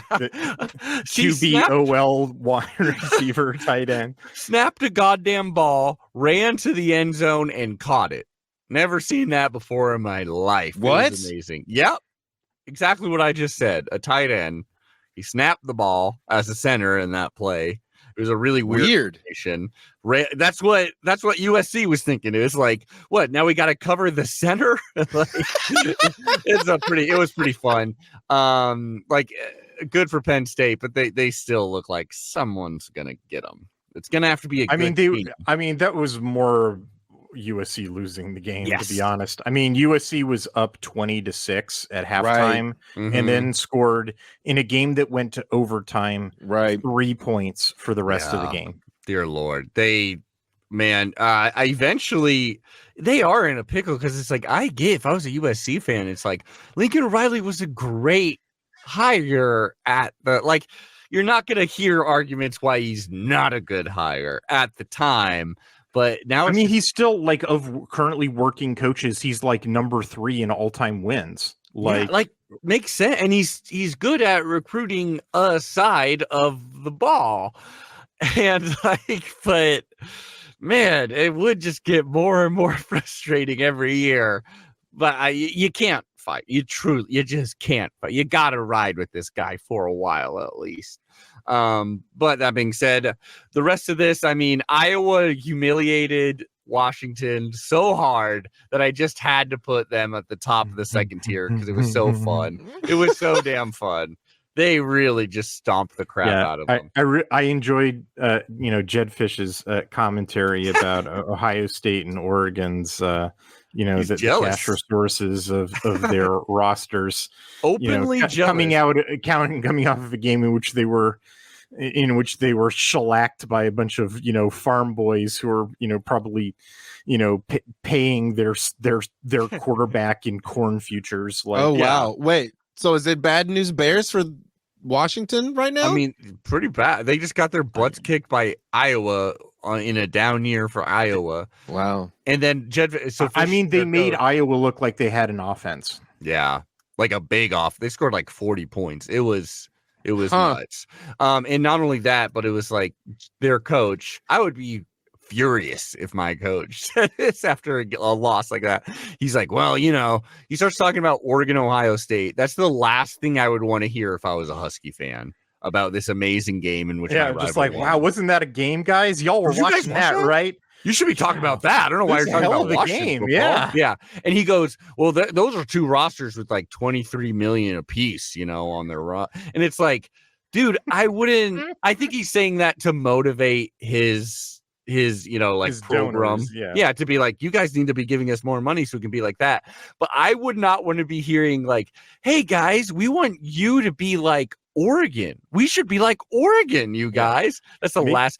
It's kind of like when I went to the doctor. Maybe we could beat a bunch of farmers if Jeff Bezos opened his wallet. No, he just blames everybody but him to himself. And it's kind of like one time I went to a doctor, I remember, and this doctor is like, yeah, and you're in the higher weight range. It'd be way better if you were about like 160 and like your height. Actually, you're my height. And I weigh that much, so like you could look like me. And he kind of like postures his body like, hey, look at me, like I look pretty good, don't I? And I almost like punched that motherfucker, honestly, especially because it was like in my most prime I've ever like physically. It was like coming right out of U of O, great institution, and I weighed, I believe, like 180. And I was a skinny dude. This is like right when you met me, Aaron, like first year. That was the skinniest I ever been. No one would have said like that was the skinniest you've ever been. Yeah, they called me Adam Fathom growing up. All right. I mean, you looked a little bloated to me, bro. All right. Now I'm gonna this episode will have a picture of prime Adam Chumel. Okay. I mean, yeah, I saw your abs once, and I got half mass. Your face turned into a wolf's face and your eyes flew out of your head. But that was me at 180, and this doctor was being like, you need to drop 20 pounds from that frame because of this archaic system we have. Anyways, back to the point. Wisconsin kicked the crap out of Rutgers, and I'm now afraid I want Rutgers to make that's the weirdest game of the weekend. Yeah. Like the Purdue Illinois game looks weird, but it's actually understandable if you understand the history of that one. Like by far the weirdest game is the Wisconsin Rutgers game. Yeah, they smoked him. I'm not lying and saying I watched this game. Do you have an explanation for that? I haven't done my film study on that one because Wisconsin is so late. Like I'm going to wind up charting that one a little bit later, but it's honestly pretty weird. I mean, it does. It's not what I was expecting. Like a Wisconsin win is not weird, but this score is. Yeah, I would say that. And they're at home, but again, that scares me because I think all of us. I mean, the Northwestern Maryland outcome is also wacky, but it's understandable if you watch that game. I did not watch that game either. Is Maryland absolute trash? Is Maryland absolute trash? They're not absolute trash, but they're trashy enough that if they played this game in Northwestern, I mean, it was turnovers. I mean, it was all just four turnovers, right? The third quarter. The third quarter, Northwestern scores 20 points on 100 yards. 100 yards of offense in which they actually straight up earn one field goal. Wow. That's Northwestern points all season. Yeah. That's been Northwestern, even in the games that are close, where they get blown out, where they win. Like they are a hard team to watch. And the trashy thing about Maryland, other than turning the ball over, was to open the game. The Northwestern's quarterback Jack Lausch, who's the guy they switched to, runs the ball. Like they get 17 straight. Like they open the game 17-0 on 3 straight scoring drives in which the quarterback just runs the ball, and Maryland is completely unprepared for it. They're completely unprepared, which is that's the only thing that Lausch does. It's like, remember when I was saying about Loxley that he's got this crystal ball in him where like he's much better at assembling the team than coaching the team. It was just like, how do you not know the quarterback's going to run the ball? It's the only thing he does. Like, so Maryland spots Northwestern 17 points, and then for much of the kind of the middle, the second quarter, and then a good a chunk of the third quarter, it's like Maryland sort of like, okay, we're just a better team than Northwestern. This is why I was saying they're not exactly trash. Like they should have won this game, and then they go into like bonkers turnover mode, and that's really where the rest of the 20 points come from. Yeah, this is like when Oregon lost to Stanford after we beat Ohio State, where it's like, yes, I know this Oregon team is better, but just the events that have happened here and then just having a down day when the other team's having a good day. But I mean, you shouldn't lose to this Northwestern team. Yeah. Damn. That was it requires coaching malpractice and then just stupidity and bad luck. Come on, we love our Terps. We love our Terps, but I also love these crazy Wildcats, man. If you're gonna, I want them. If they get to a bowl game, that is huge for how unwatchable the team's been. But I love them. It's beautiful. Like they play at a beautiful. I love those guys. You know who I really we love? were coming into a conference that was made of like extreme champions across the board. But no, there's two. Were two, and now there's only one. Oh no, actually. this was like one of the weak. Yeah, very weak. Like they're all basically pretty weak conferences, from outside like the top three teams. And it just sort of like rotates. It's like all the conferences are the same. They have like two perennial powerhouses. Yeah. They have like 15 teams that are terrible. And then like who the third team is like on a rota. Like which team pops up to be the good third team of the year, changes, but like, that's it. They're all like, and then there's the Big 12, not even joking. Yeah. That is Hitler verbatim. That is how major label, that is exactly how major labels work. They have one or two dynasties. Yeah. These make all the money, a shit ton of, these make us nothing. Yeah. And then here's our little rookie who will be our shining star. Yeah. Well, I'll tell you this too. Like there's also the Big 12, which is a very fun conference, which is like no one's great. The bad teams are apparently good enough to like catch some of the other ones that could be good. I mean, that's the Big 12 is actually the most like if you're just a pure football fan, is the most interesting team because there's no top and bottom. It's just however many teams are in the Big 12, like, and if nobody can count, that's the other thing. No one can count. No one can count. If you love football, then be a goddamn Arizona State fan. They are my team, my second team. Kenny Dillingham screaming and dissolving into the fan. Aaron, you have to see the greatest post-game speech ever. Kenny Dillingham, our old OC, who's like 10 years old. Literally, I think I'm older than him. Yeah, he tries to grow stubble to look older, and it fails. He still looks so young. He just looks like 15. Yeah, and he's just honestly a great coach. 2 years of 3-9, Arizona State. Herm Edwards had that team in a ditch. This is a tangent, but I love ASU. I had to make room for talk about this game. They were going against Utah, and the people kept telling me like, "Oh, Cam Rising." It's like the only talking point for Utah because the rest of the team is so unwatchable or just like bad. Where and it's an Andy Ludwig special. Like he's got a weapon who can't be stopped in Bernard, and he keeps taking it out of Bernard's hands, and has like the tight end. He has the tight end playing. Taking direct snaps from Andy Ludwig. Like, how can I make a stupider move that gives the tight end more touches? Is like Andy Ludwig's. Yeah. And Cam Rising returns, and like the thing I kept thinking about is like, okay, so you guys look like a bad team right now. You keep talking about a quarterback who, yes, was a really, really good game manager at his peak with this Utah, like really good QB in that sense. And he gets hurt on like the second play of this game. So not only is he coming back from an injury, he gets injured again. So his ankle is rolled. They should have taken him on out. like the second. They should have, but they can't because like the freshman's even worse. But now they're gonna have to play the freshman. But like Isaac really, Wilson is his name. But he can't put weight on his plant foot, so he has like no control over his throws. It was genuinely like, this guy can't throw, and I know the other guy's worse, but he's not worse than this Cam Rising in this game. And you know you're going to have to play that guy, so you should put him in, you know? And like literally, your quarterback can run or throw the ball. Yeah, those are two key things for quarterbacks to do. Running and throwing the ball and planting your feet. Those are things you'd like to see. Yeah, like you don't have Baron Harkonnen suspensor fields to like float him around on, you know? Even then, I don't think he could throw the ball. Like even if they had Baron Harkonnen technology, they'd be applying it to Chip Kelly because that's who he's turning into. Like, I mean, look at that guy. He looks exactly like. It's true.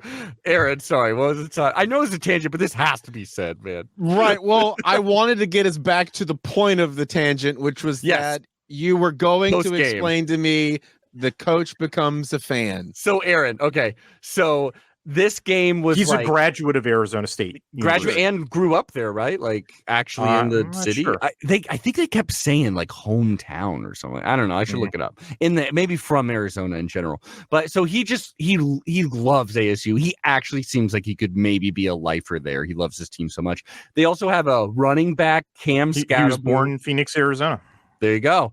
Cam Scatteraboo is such a freaking fun running back. And it's just like one of those things where it's like, well, we shouldn't run. You would assume you shouldn't give this guy the ball like 50 times in a game because he's a mortal man. But he's not a mortal man. He just keeps running through full boxes. And he's just like the most fun, just burly football dude. And he won them this game. It was amazing. And so at the end, Arizona State, they are now 5-1, and they were picked to be the very bottom of the Big 12. This Big 12 is so chaotic. All the teams that were favored in the top are now somewhere at the bottom, like Oklahoma State and like Utah. They look like garbage. Oklahoma State, Oregon opponent in 2025. I've been enjoying cutting that film up. Oh, I bet. And I can talk mad trash. Whose head coach just got headbutted by a cow. I didn't know that. Yep. We'll have to get into that. Their head coach is a moron with a mullet too, or had a mullet. But so at the end of the game, sorry, Aaron, Kenny Dillingham, post-game interview. He's like, first of all, he's got crazy. It's not the press conference. He's on the field. On the field. Oh, okay. This is immediate reaction. Yeah. This is him. His eyes are this big. He is looking crazy. He's so excited, and he's just talking about like, we were out there, we told him we're gonna, and he's talking about how he was one of these people like 5 minutes ago. He goes, he was one of the fans. He's like, I was one of these people. I was one of these people jumping around, freaking out like this, and he just starts jumping because all his fans are around him. He just starts going, ah! And he's jumping around, screaming, and he looks their age. He literally dissolves into the crowd. You no longer see the two cops around him. Like the cops that felt like just disappeared too. And like the TV is like looking for him, like, we were gonna interview this guy. He jumps in the air a couple of times and then he sort of jumps backwards and the crowd swallows him. Like you cannot find Kenny Dillingham. He has morphed into the Arizona State crowd. And he's like just saying the spirit of Arizona State has swallowed him. He's become one with the people. And the Sun Devil mascot came out, and later, like, there's a shot of like, okay, so Kenny Dillingham is alive. Like, you see him there walking away later, you know. And Kenny Dillingham suddenly in the camera shot, anyways. The two cops are gone, and now it's just the Sun Devil. And I've never seen the mascot seemingly look like he's calming down the coach, being like, okay, coach, we got to get out of here. Like it was like James Brown being taken off the stage. It was beautiful. I love that man. I love that team. That is awesome. Go Sun Devils. Like they are just fantastic. It is funny too, right? Because kind of not the same, because obviously we have a natural born leader on our hands here.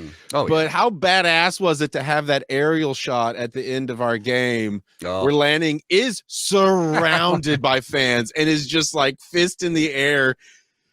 I mean, he was making some faces there at the end that looked like his stank face after the onside kick was so good. He was elevated emotionally as well. It was just that kind and of Aaron, I'll tell football, you this. This is what makes Oregon different. This is what makes Dan Lanning different.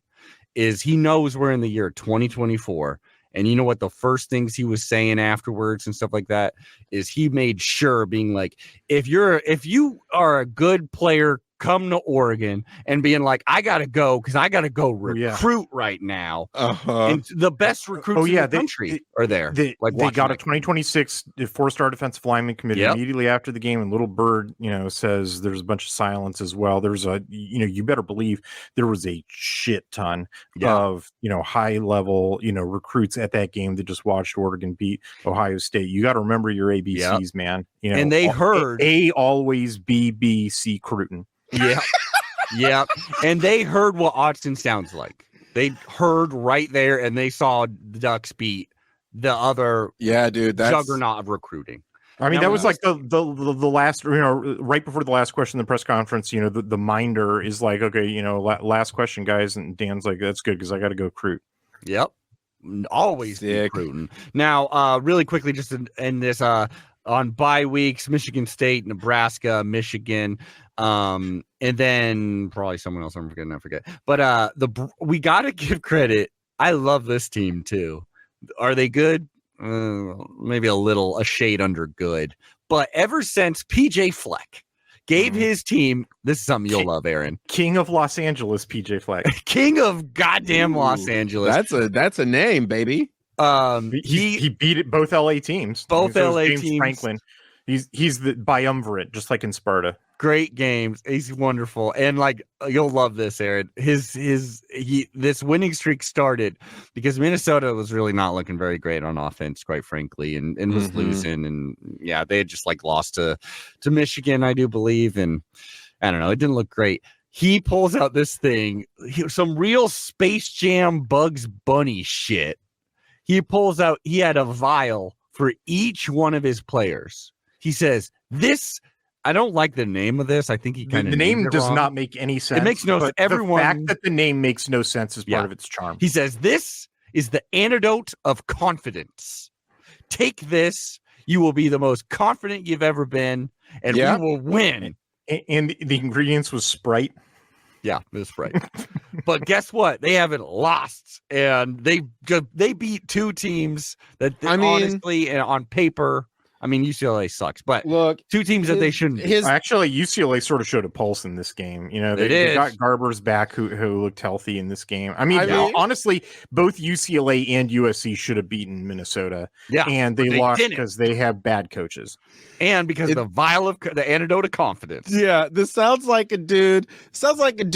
Who really wants his team to use Elden Ring as a way to inspire teamwork and confidence, and we're gonna play some Dragon's Dogma 2, and I'm telling you guys, you're gonna love it. He's the guy who's when you watch a sports football movie and the coach is giving all these and you're like, that's not what it's really like. Yeah. He wants that to be in real life. I find the Fleck Bucks thing to be deeply problematic. The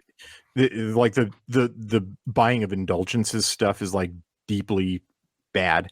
He gives fake money out. Yes.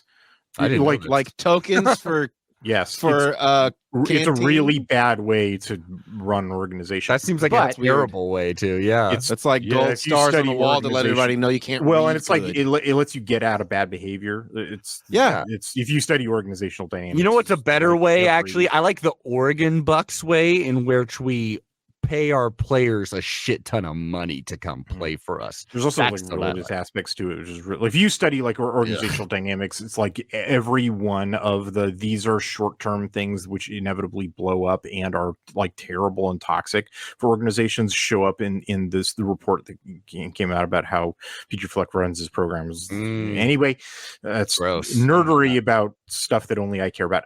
His post-game speech is actually pretty cool about the UCLA win, but like, you know, that's what he's good at. Yeah. About, you know, like how stuff's not always going to go your way, you know, and you know, and about resilience. And yeah, this is a cool speech. He's going to play us and he's going to be like, the Oregon Ducks know where the Holy Grail is hidden. But yeah, just pretty fun stuff. Some fun teams losing. Rutgers, make a bowl game.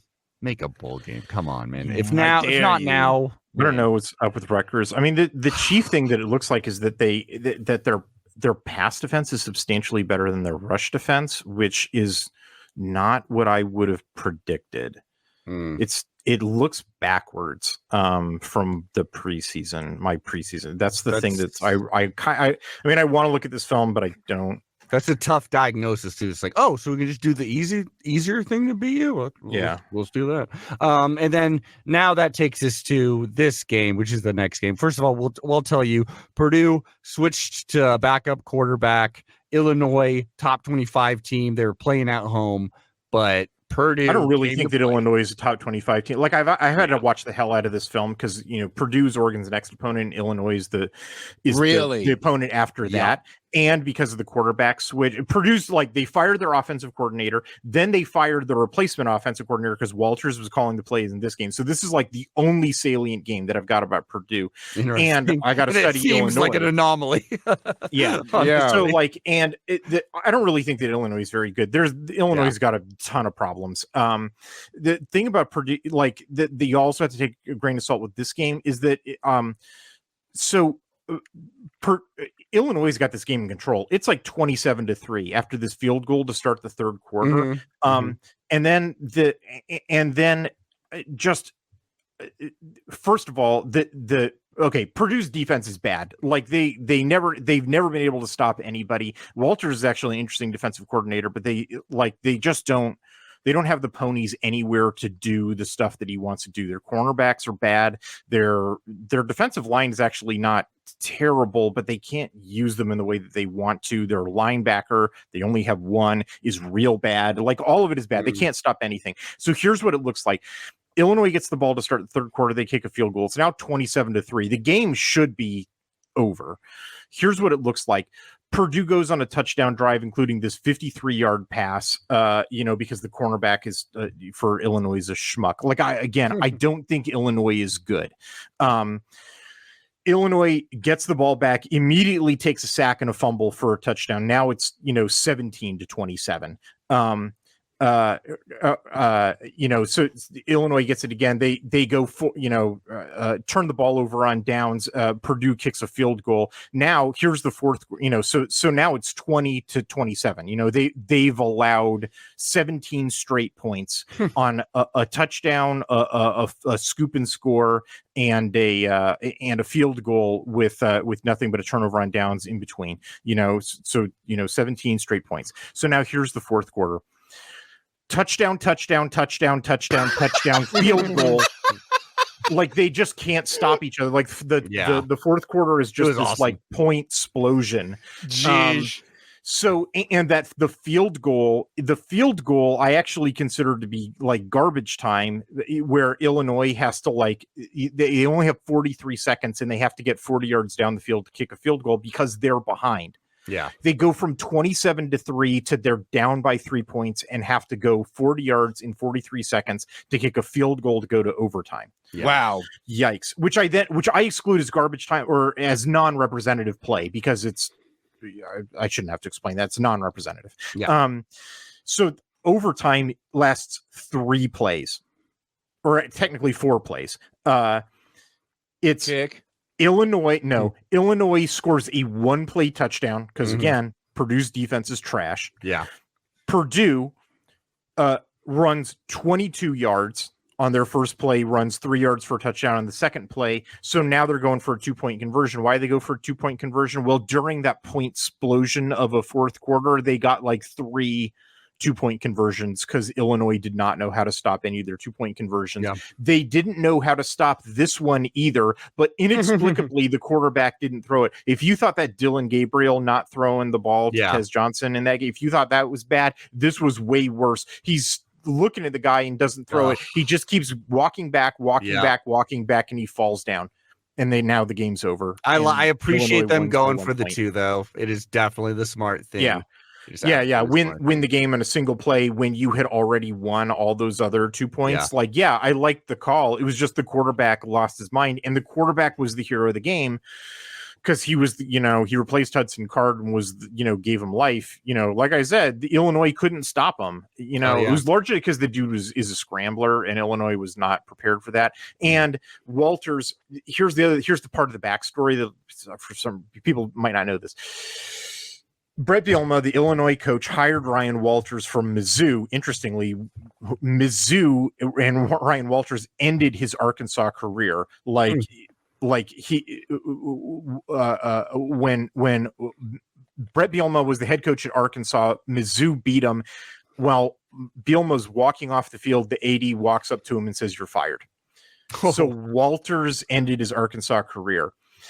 When Bielema gets to Illinois, he's there for a couple of years. He has to change his defensive coordinator. He goes and gets Walters. Walters in 2022 runs one of the top defenses in the country at Illinois. He runs a very interesting defensive structure. If you've got the ponies for it, I will have to explain it this week and the next week. And I wrote about it in the offseason. Basically, it gambles with a really tight man defense with 3 different cornerbacks in the back end, and then uses the extra personnel that frees up to always have 7 dudes in the box.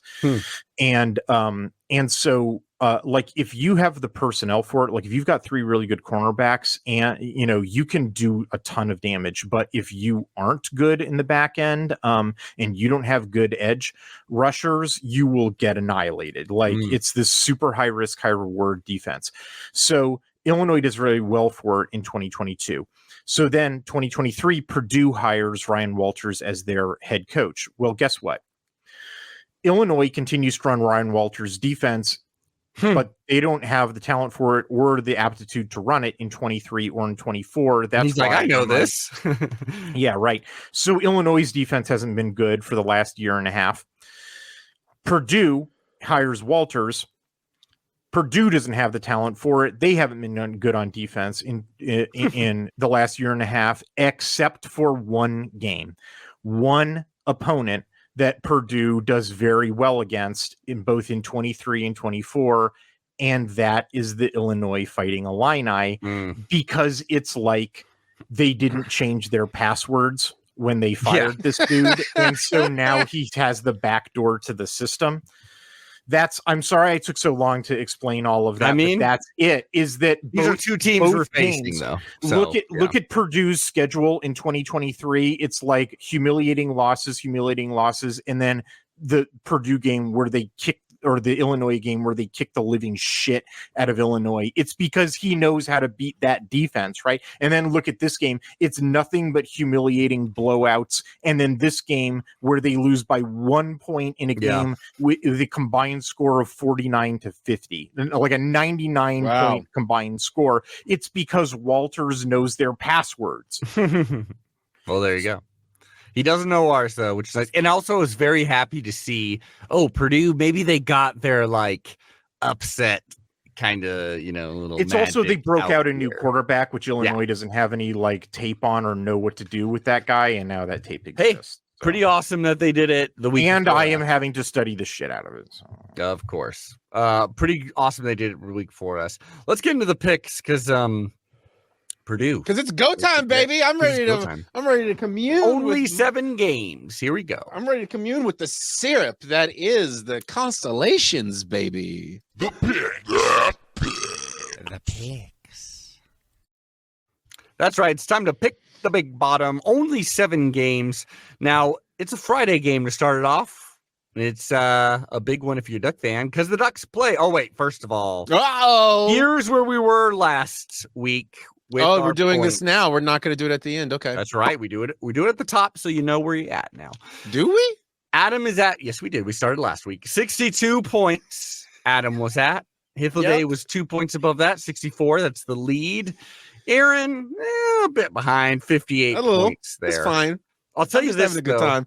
Now, I'm just appreciating being here. But Aaron, I will say some of your riskier picks were pretty close to happening. A lot of them. Yeah. Cool. Aaron was like 1 or 2 field goals away from, I'm telling actually you. running away with it this week. Yeah. I'm telling you, I'm sipping on it. I just need to. It was very close. Yeah. We'll see this week. We'll see this week. I'm pissed because the Ducks won. I chose Ohio State. I would have gotten a point, but whatever, I guess. So what it ends up is because of that, I should have gone with the Ducks, but the reverse jinx worked. Hithloday ends up getting the lead here. He got 4 points. I got 3. Aaron got 3. So pretty similar, except for the fact that Hithloday a little further up. Now a 3-point lead on pushing away. That's fine. Yeah. That's fine. Although, a bunch of losses, right? Like I picked Washington win and they lost. I picked Rutgers to win and they lost. And I picked you picked Maryland. And I picked Maryland to win and they Fascinating. lost. Basically 3 upsets happened. I picked nothing but favorites and 3 upsets happened. So there you go. Aaron. Universe. Okay. Here we go. Talk to me. Let's get into it. Purdue versus number 2 Oregon. So this is Oregon on the road after a huge win, obviously. Ranked number 2 in the country now. And just a little quick research. This is the thing. This is like you come into a town and like, let's say this is a American Werewolf in London. This is like you walk into this little shanty town. You're an out of towner, you're like a little shanty bar. And you're like, oh, what's this place? And they're like, oh, don't go out there past midnight. The werewolves will get you.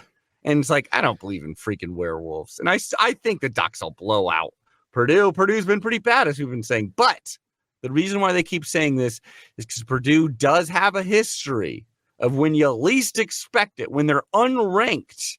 Sometimes on the road, sometimes at home, mainly at home, they can beat a highly ranked, a number 2, for example, team. Like they beat number 2 Iowa in 2021 in Iowa City, 24-7. They beat number 2 Ohio State 49-20 in 2018. They beat number 2 Ohio State 28-23 in 83. I mean, you get older and older and older here. They beat number 1 Michigan in 1976. 83. What is this? An old man podcast? Yeah. Nowadays, yeah. But so there is a history there. There is a history there. That's all I'm going to say. Bro, there's no history there. I wish there was history there. Purdue's in Nashville. Is that correct? No, not at all. Where's Purdue? No.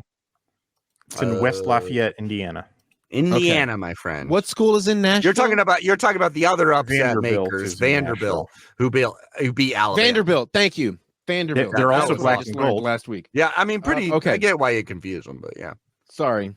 I only just recently. Universe is telling something to you. I don't know what it is. This is obvious, Adam.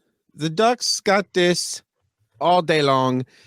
That being said, they should play like this is the first game of the season and there's still a lot of road ahead and that they got to play strong. Because I do think if they play soft, it will bite us in the ass. And I think we might see 2 Dylan Gabriel, banana boobies. He just takes it easy. Banana boobies. Okay. Banana boobies. I mean, I don't like the fact that you accidentally conflated them with Vanderbilt. That tells me the universe is trying to tell us something there, that maybe they're going to pull a Vanderbilt in slaying the giant.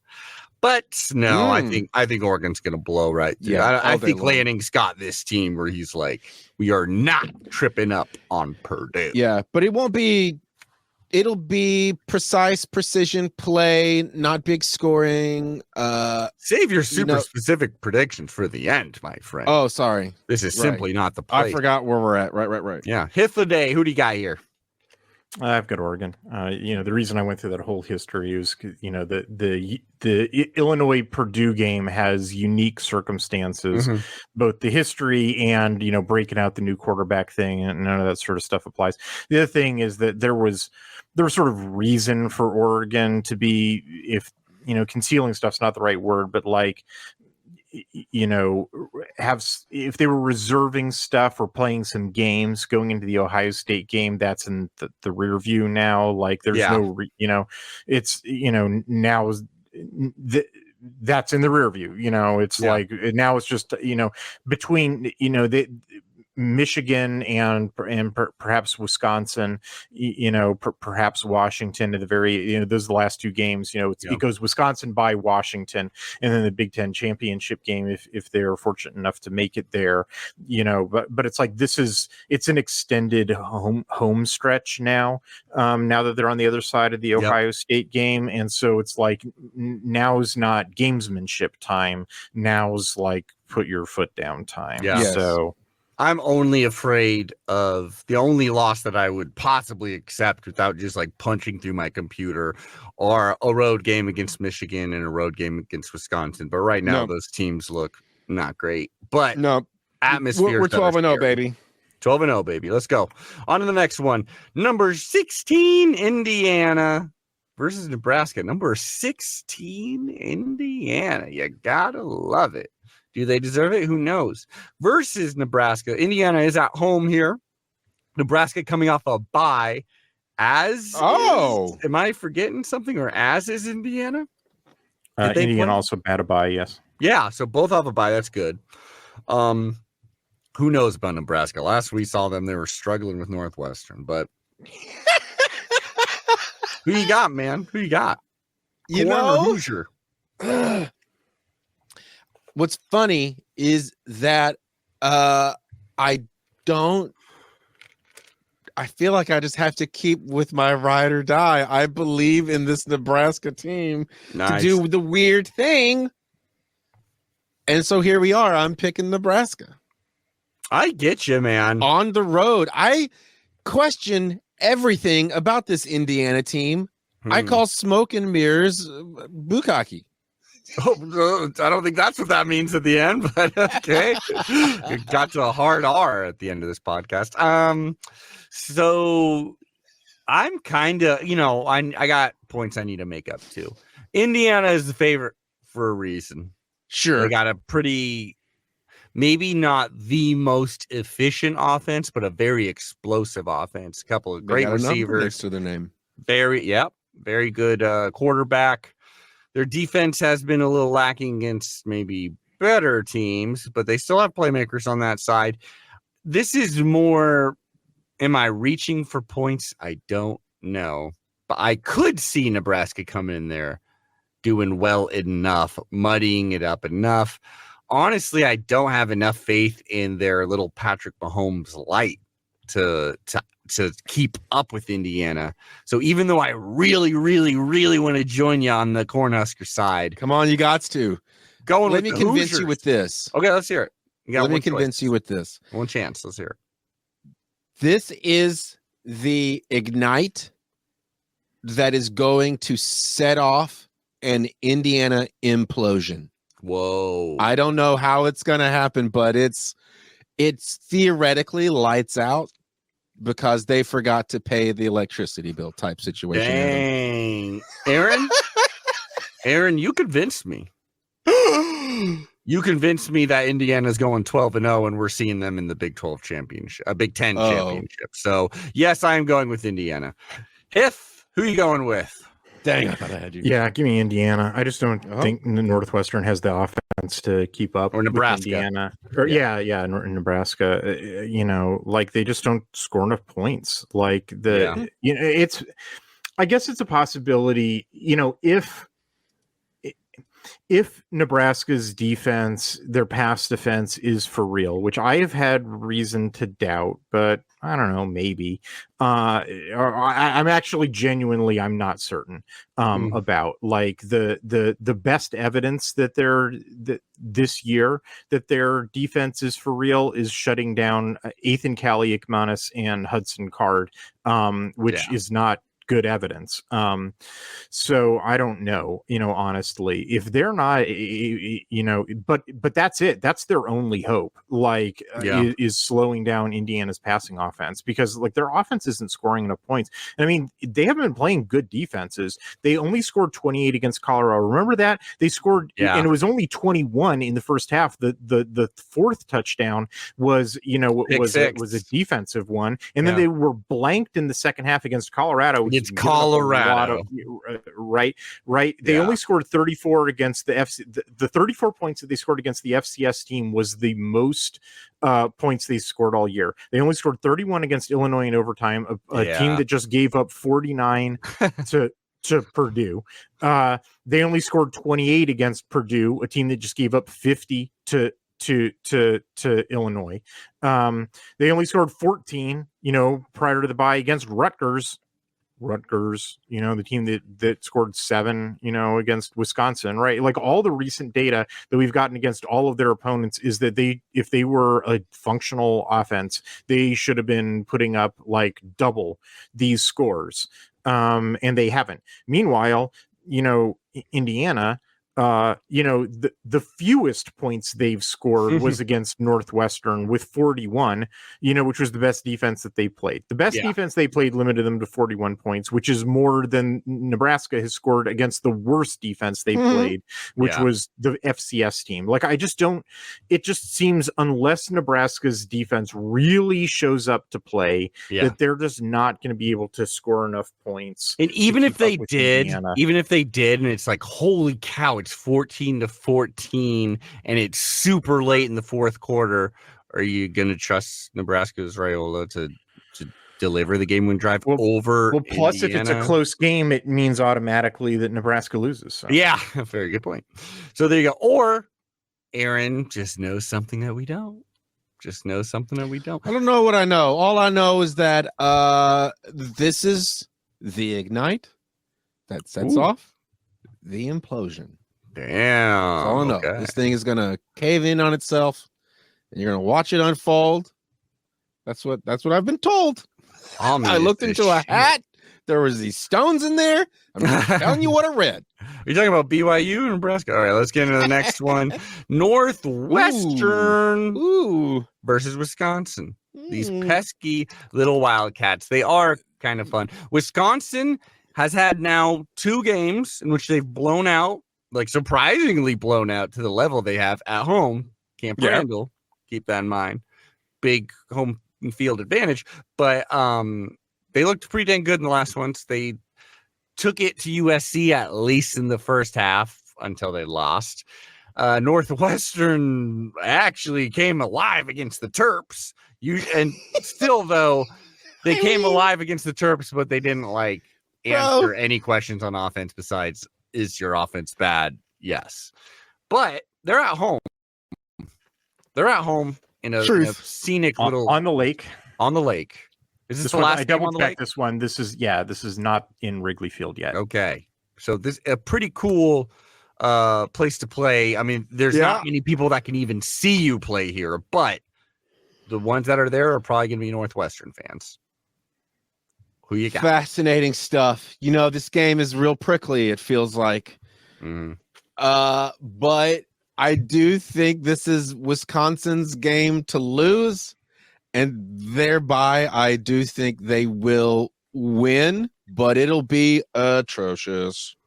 Yeah, I think this game will be close. Actually, I do think it'll be close scoreboard wise, but then at the end, I can totally imagine it's a 28-14. Wisconsin had the advantage the entire time, but at half, Northwestern had a lead or something, because Wisconsin is starting to get back to prime Wisconsin of let's run this ball, let's be big boy football. I think they'll be able to do that later in the game against Northwestern. Yeah. Northwestern can win. Great way to put that. Yeah, I think they can win one way, and that is mucking it up, which may work.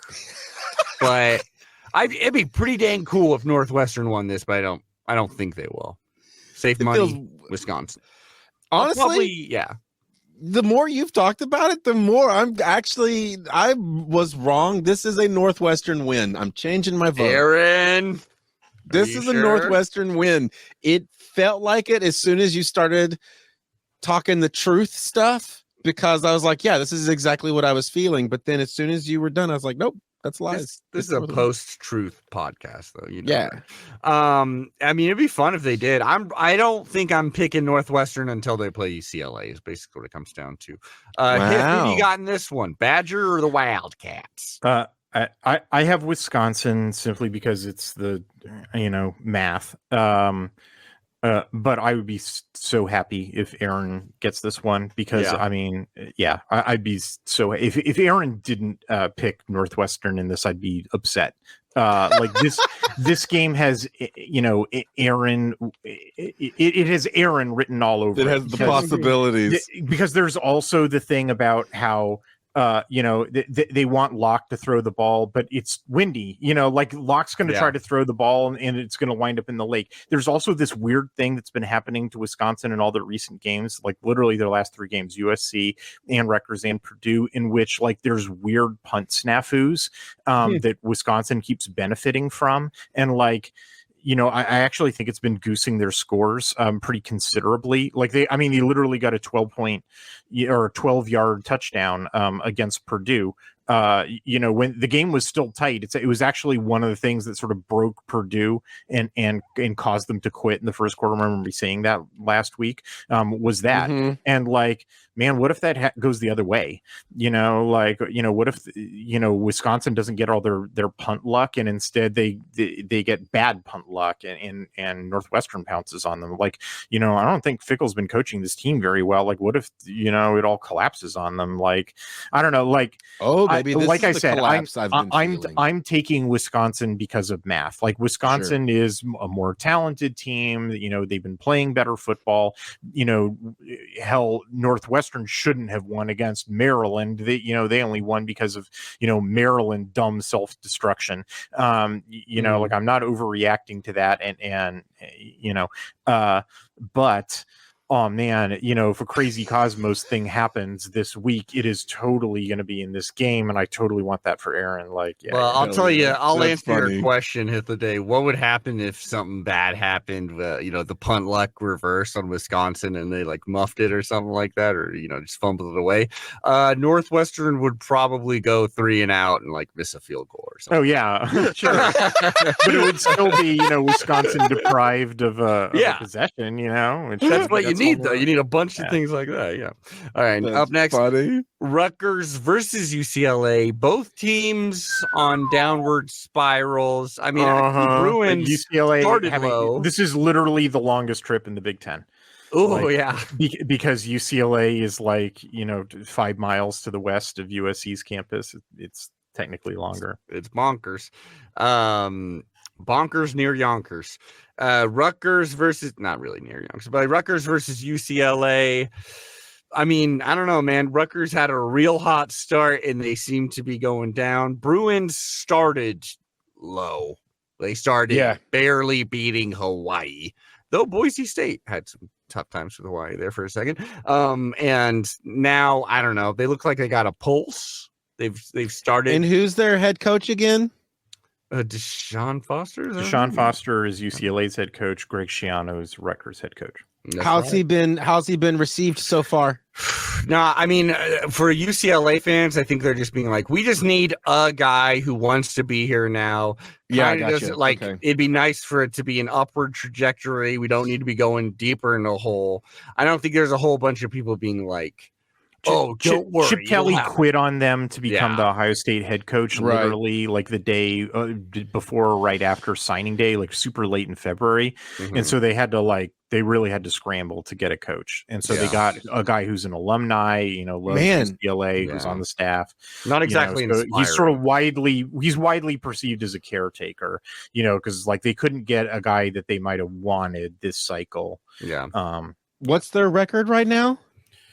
They're 1-5. They beat Hawaii by the skin of their teeth. They're 1-5, barely beating a bad. Okay, well that is definitely swayed my last week opinions. against Minnesota. They were actually beating Minnesota. It took a last-minute drive for Minnesota to win. They actually looked better against Minnesota in a loss than they did against Hawaii in a win. Yeah, in an anecdote. Okay, well, I'm glad I know this new information, but I think I asked for too much because it swayed me, and that's bad. You don't ever want to learn and then have your mind change about stuff. Never learn. Wow. It's a bad look. The slogan of a certain political party. Yeah, for all the kids. Yeah, those freaking woke Democrats. So, let's hear it. For those reasons, I think UCLA is going to win this game. Okay. UCLA. For all the wrong reasons, they will win this game. Aaron, I do agree with you, actually. Wow. I do agree with you about never changing your mind even when you hear appropriate information. And for that, I'm also going with UCLA. I do think they still, to their credit, they still have some fight in them. And I think Rutgers' bubble has burst. Look, I want them to get to a bowl, though. Look, Adam, they're not going to win 3 games this season, but they got this one in the bag. Yeah, I don't know what the over. I got it written over. I forget the over under on them. But I'll look it up. But it was 5.5 for UCLA. Wins for the season. Aaron and I both went under. Looks like someone else went over on this podcast. Interesting. So are you keeping with that faith, Hith, and you're rolling with the UCLA Bruins with us? Now I'll give you guys a shot. I'll take Rutgers. Hell yeah. Thank you. How gracious. Number one, from what I can tell from cracking I haven't done the film study in the most recent game. For what I can tell from cracking the numbers, which I have, I've done the preliminary work.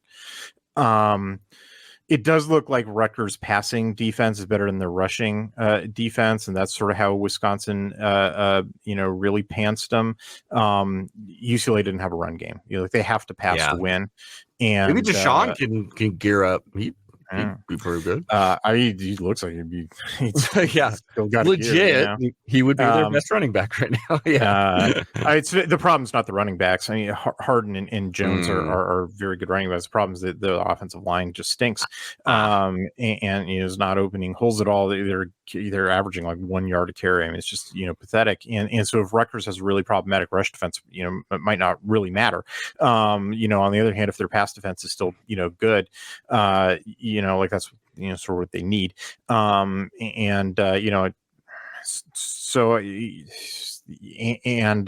this is a question of whether or not Rutgers can score any points. So just give me the home team. I think this probably looks like a rock fight. Just like all of UCLA's games have looked like, they've been, it's like 20 points, for both teams. I just sort of think the defensive matchup probably, favors Rutgers a little more here. Fair enough. This is the only ranked game this week for the Big Ten. Number 22 Illinois versus number 24 Michigan. Somehow hanging on to that number 24. All right, even though losing to Washington, sure. Aaron, you're going to pick last year's national champion, or are you going to pick this year's champion over Purdue last week? It really is. It's a week of tough decisions, except for the one where, you'd think that the cheating team is going to get their comeuppance and not be kosher at all. But I have to pick Michigan. I think they're going to win this bad boy. You're picking Mich. Well, if they do win, we know it'll be through feisty defense and running the ball. Can they do that? against Illinois. Can they do that against Illinois? I think their Can defense will they? certainly be up for the challenge against Illinois because I like Altmaier, but like I don't think he's, elite, but I think he's really great for the team.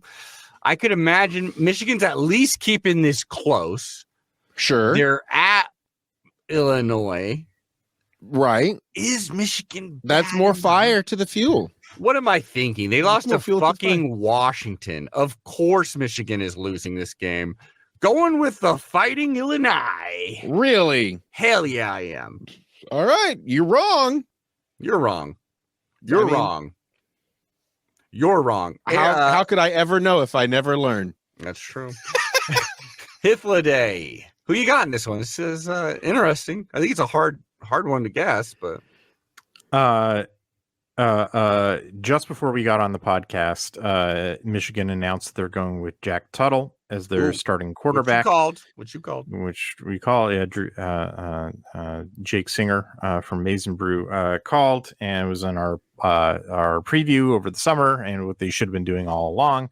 And so to reward them, I'm going to go with Michigan. Wow. Is I think like pretty much all of their struggles really are on. Well, that's actually not trtrue.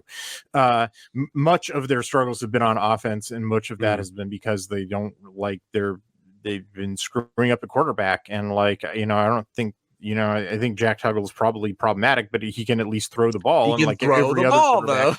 Unlike every other quarterback they've tried out. You think I'm expecting some improvement there. I do think that, their secondary is probably taking a step back, but their defense is still, good enough.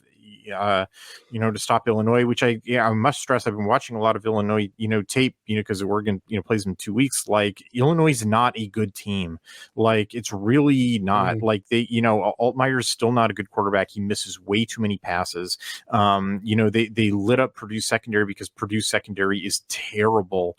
Like Michigan's, I don't think was good enough to handle Washington's secondary because Washington has a couple of good wide receivers. Like I know Oregon fans don't like this. But like Jackson and Boston are pretty good. Illinois has a couple of very good wide receivers too, Bryant and Zachary Franklin. Like I really like those guys. But Altmaier does not set his feet properly and throw. Like he doesn't have the experience that Will Rogers does. And Jed Fish, at least between the 20s before he gets his head stuck in his butt when he gets to the red zone, is a much better play caller than Barry Lenny is, who this is going to be all over my Illinois preview article. With the exception of an RPO toss play that Purdue has no idea how to defend. Oh boy, that's going to be all over my Purdue preview article. Lenny's dumb. Like he uses, he's addicted. He's like Andy Ludwig level addicted to tight ends that on plays that don't work. There's lots of Illinois play calling problems that if Purdue wasn't defensively incompetent, they would have Illinois should have scored basically no points in this game. It was just great, super frustrating watching Purdue just bumble around in this game. I think Michigan is competent enough that I actually am thinking this game is not even really going to be close. I think this game's going to look an awful lot like the Illinois versus Penn State game, where you might look at the final score and say, I guess this kind of looks close, but if you actually watch the game, you're like, this doesn't feel close at all. This feels like non-competitive. All right. Hell yeah. And then, Michigan's going to win this and they'll be a top 10 team again because they beat a number 22. Yeah, right. Now, that's why they've kept both of these teams in the bottom 20, in the 20s of the rankings so that they can jolt up. Yeah, exactly what you said. Why am I repeating your punchline? I don't know. You thought you could do better, but come after King. You better not miss. All right, y'all. So we got 2 more games. Let's do a little rapid fire. We're going a little long today. Maryland versus USC. We spent a long time talking about the Big 12. Yeah, and we my did. Doctor. Okay. Terps Maryland all day long, versus Adam. USC. I already know you don't have to say a single word. That's my pick. Terps all day long. These are my guys. I'm ride or die with them. I love them. I smoke them. I eat them. Oh, that's why you like the term. Okay, now I finally get it. It's going to be USC. Yeah, they're down, but they're not down enough to lose to these goddamn turtles. Hith, who you got? Man, this one's it's like the battle of the bad coaches. Yeah, for freaking real. But one's in LA. Yeah, right. Yeah, I got USC. Well, That's fine. Just more I points for don't me. love it. I don't love it because I can totally see Lincoln Riley blowing this game. And it is, traveling across the country, which Big Ten teams have not been great at doing. This could be a bad but loss. just USC's more talented, and for Maryland, basically the win scenario for Maryland is that Billy Edwards lights up USC's defense, which I concede is a possibility, but basically that would mean that the game looks like the USC versus LSU game, and USC still won that one. So give me USC. Yeah, but it'd be pretty funny if they lost. Gotta admit that. Michigan State versus Iowa. Of course it would. It would be a game in which USC lost. Like, definitionally. He's so funny. Michigan State versus Iowa. Final one on the docket. Michigan State coming off a bye. Iowa basically coming off a bye. Essentially, named Washington, but yeah. Aaron, final choice. Who you got? I just don't like Iowa, so I think I'll just have to pick Michigan State on this one. Interesting. That just feels like what it's got to be. I'm going to go with Iowa. It probably got me into a false sense of security with them over Washington. I think that might be part of my decision making as well. But because Washington is such a, pass conscious team, a team that's wanting to throw it down, that usually finds success doing that. And I feel like most of Michigan State's biggest plays, biggest things is their very young QB, dishing it out, but also being pretty mistake prone. I'm going to go with Iowa just doing enough and then taking advantage of the mistakes enough to win on the road. Hith, final pick. Who you got? Iowa, and for basically the exact same reasons. Like I do think that Iowa has a difficult time defending like the true deep shot from a quarterback who can hit it and wide receivers who can get behind them. And so I actually do think I agree with you that there will probably be one or two of those in this game, and Michigan State will either hit those early and so keep it close, or hit those late and so like backdoor cover, kind of deal. But that this is the kind of game that Iowa is totally built to win. Just put the quarterback in a vice, shut down the run game, and then just smash them with their own run game against a rush defense that is not going to be able to stop Caleb Johnson. They're just not set up to.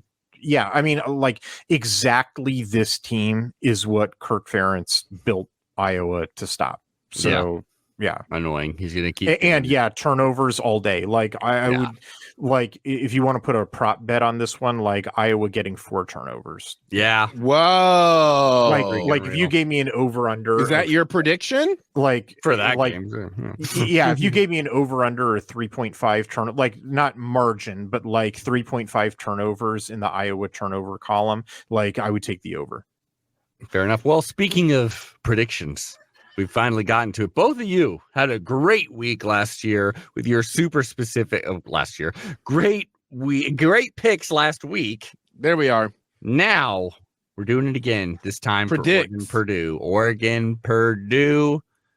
Now, do you actually write these down, Adam? No, I never write them down at all. Right. I never do. Even though I got a pen and I wrote down everything we just did. Like I think he depends on Twitter to tell him when one of us nailed it. But you gotta admit, that's pretty cool. Since we do this at the very end and it's people hit me up on Twitter, that means people are listening to the very end of right now a 2.5 hour podcast. That's pretty cool. We got dedicated fans. So what is the big thing? What is the prediction of this game? Mm-hmm. The funny thing about our game is it's really gonna kind of just happen exactly like it's supposed to. There will be nothing really all that surprising. It's not very super and because specific. of that, Mm-hmm. I think we have a high likelihood of a streaker. Whoa. Nice. I like it. They're getting freaky. There it is. West Lafayette. I think we might get a streaker. Hell yeah. Hell yeah. I like that. Hith, how about you? Super specific. It's going to be hard to know. Okay. The actual prediction is, although it's going to be hard to notice, is that Oregon's going to run its triple option RPO toss play. Whoa. You know, where they slice the you know what this play is. It's the one where the tight end runs underneath the formation, bluffs the unblocked end, but then doesn't actually block him. And then the quarterback is like, haha, and then throws it to him. Yes. Right. And then, but Purdue just structurally is not set up to defend that. They just don't have anybody who accounts for that guy. And then that guy, the slicing guy, or sometimes it's actually a wide receiver who's in motion, gets the pass and runs for 15 yards. Like, I mean, like at minimum 15 yards, so. But like, if I want a specific prediction, it's score a touchdown. It's actually kind of hard to run that in the red zone. So I don't know if they'll score a touchdown on that one. But, if you're an eagle-eyed observer, Oregon will run that multiple times and will be successful every time. That's, that's the real prediction. The prop one, that people will probably be able to remember is we'll just smoke number 2 or number 19 for a deep shot in this game. Number 2 is Nyland Green, who they'll probably have on Evans. I think they'll probably put number 2 Nyland Green on Evan Stewart and just smoke the dude. 70-yard touchdown pass, and he's like not even on the screen. Let me hit you for one more specific prediction. Do it. How many yards after the play will we average on those tight end shots? I mean, the pass is caught behind the line of scrimmage, and they're averaging 17 and a half yards. So 17 and a half yards. Every time. All right. Yes. They're so bad at defending them. Beautiful. And then mine, epic. To close it out, I got a couple very specific ones. First of all, these 2 Oregon players, Oregon fans that almost kissed at the Oregon-Ohio State game, this time they will be at this game and they will fully realize their love, and we're going to see a lot more in kisses. It's going to be a hard. You're going to travel out to West Lafayette just to make out? I think they're going to propose, first of all. I think awesome. that will be it. It's going to be a beautiful moment at the half. And then second Mike of Pence all, is not going to like that. Oh no. Second of all, this is going to be one of the best shouts you ever seen. Aaron, did you know that they also do shout in the same spot we do it, and they actually did it first? Maybe that's where the streaker hits. That is where the streaker. That's such a high level of shoutness going on. Yeah. Someone is going to be on just enough LSD to achieve it. So it's going to be a Duck fan, is what you're saying. Somebody is going to be so resonated with the cosmos that they're just going to magically not have clothes anymore. Word. And I got one more. I think Dan Lanning in the post-game interview is going to say, you know what? That was a pretty good game. I could use a couple Boilermakers myself now. As a little joke at the end. I'm calling that one. I want him to say it. I feel like that's something he would do. He's like, but of course I need to start Cruden instead. Yeah, that's what I'm going for. And if any of that happens, be sure to hit me up on Twitter, because I'm not going to remember it, even though every week I say I'm going to take out the actual sample noise and put it in. Nope, I don't. Quack, quack. What an amazing win. Quack. Thanks so much for hopping on once again, Hitler. The site is Addicted to Quack, at Hitler1 on Twitter, at Quack12 Podcast on Twitter, and go over to Quack12 Podcast on Apple Podcasts, as well as It Never Rains on this podcast. Give them 5 stars, leave a comment. Go Ducks! We'll see you next week. Quack, quack. Quack, quack.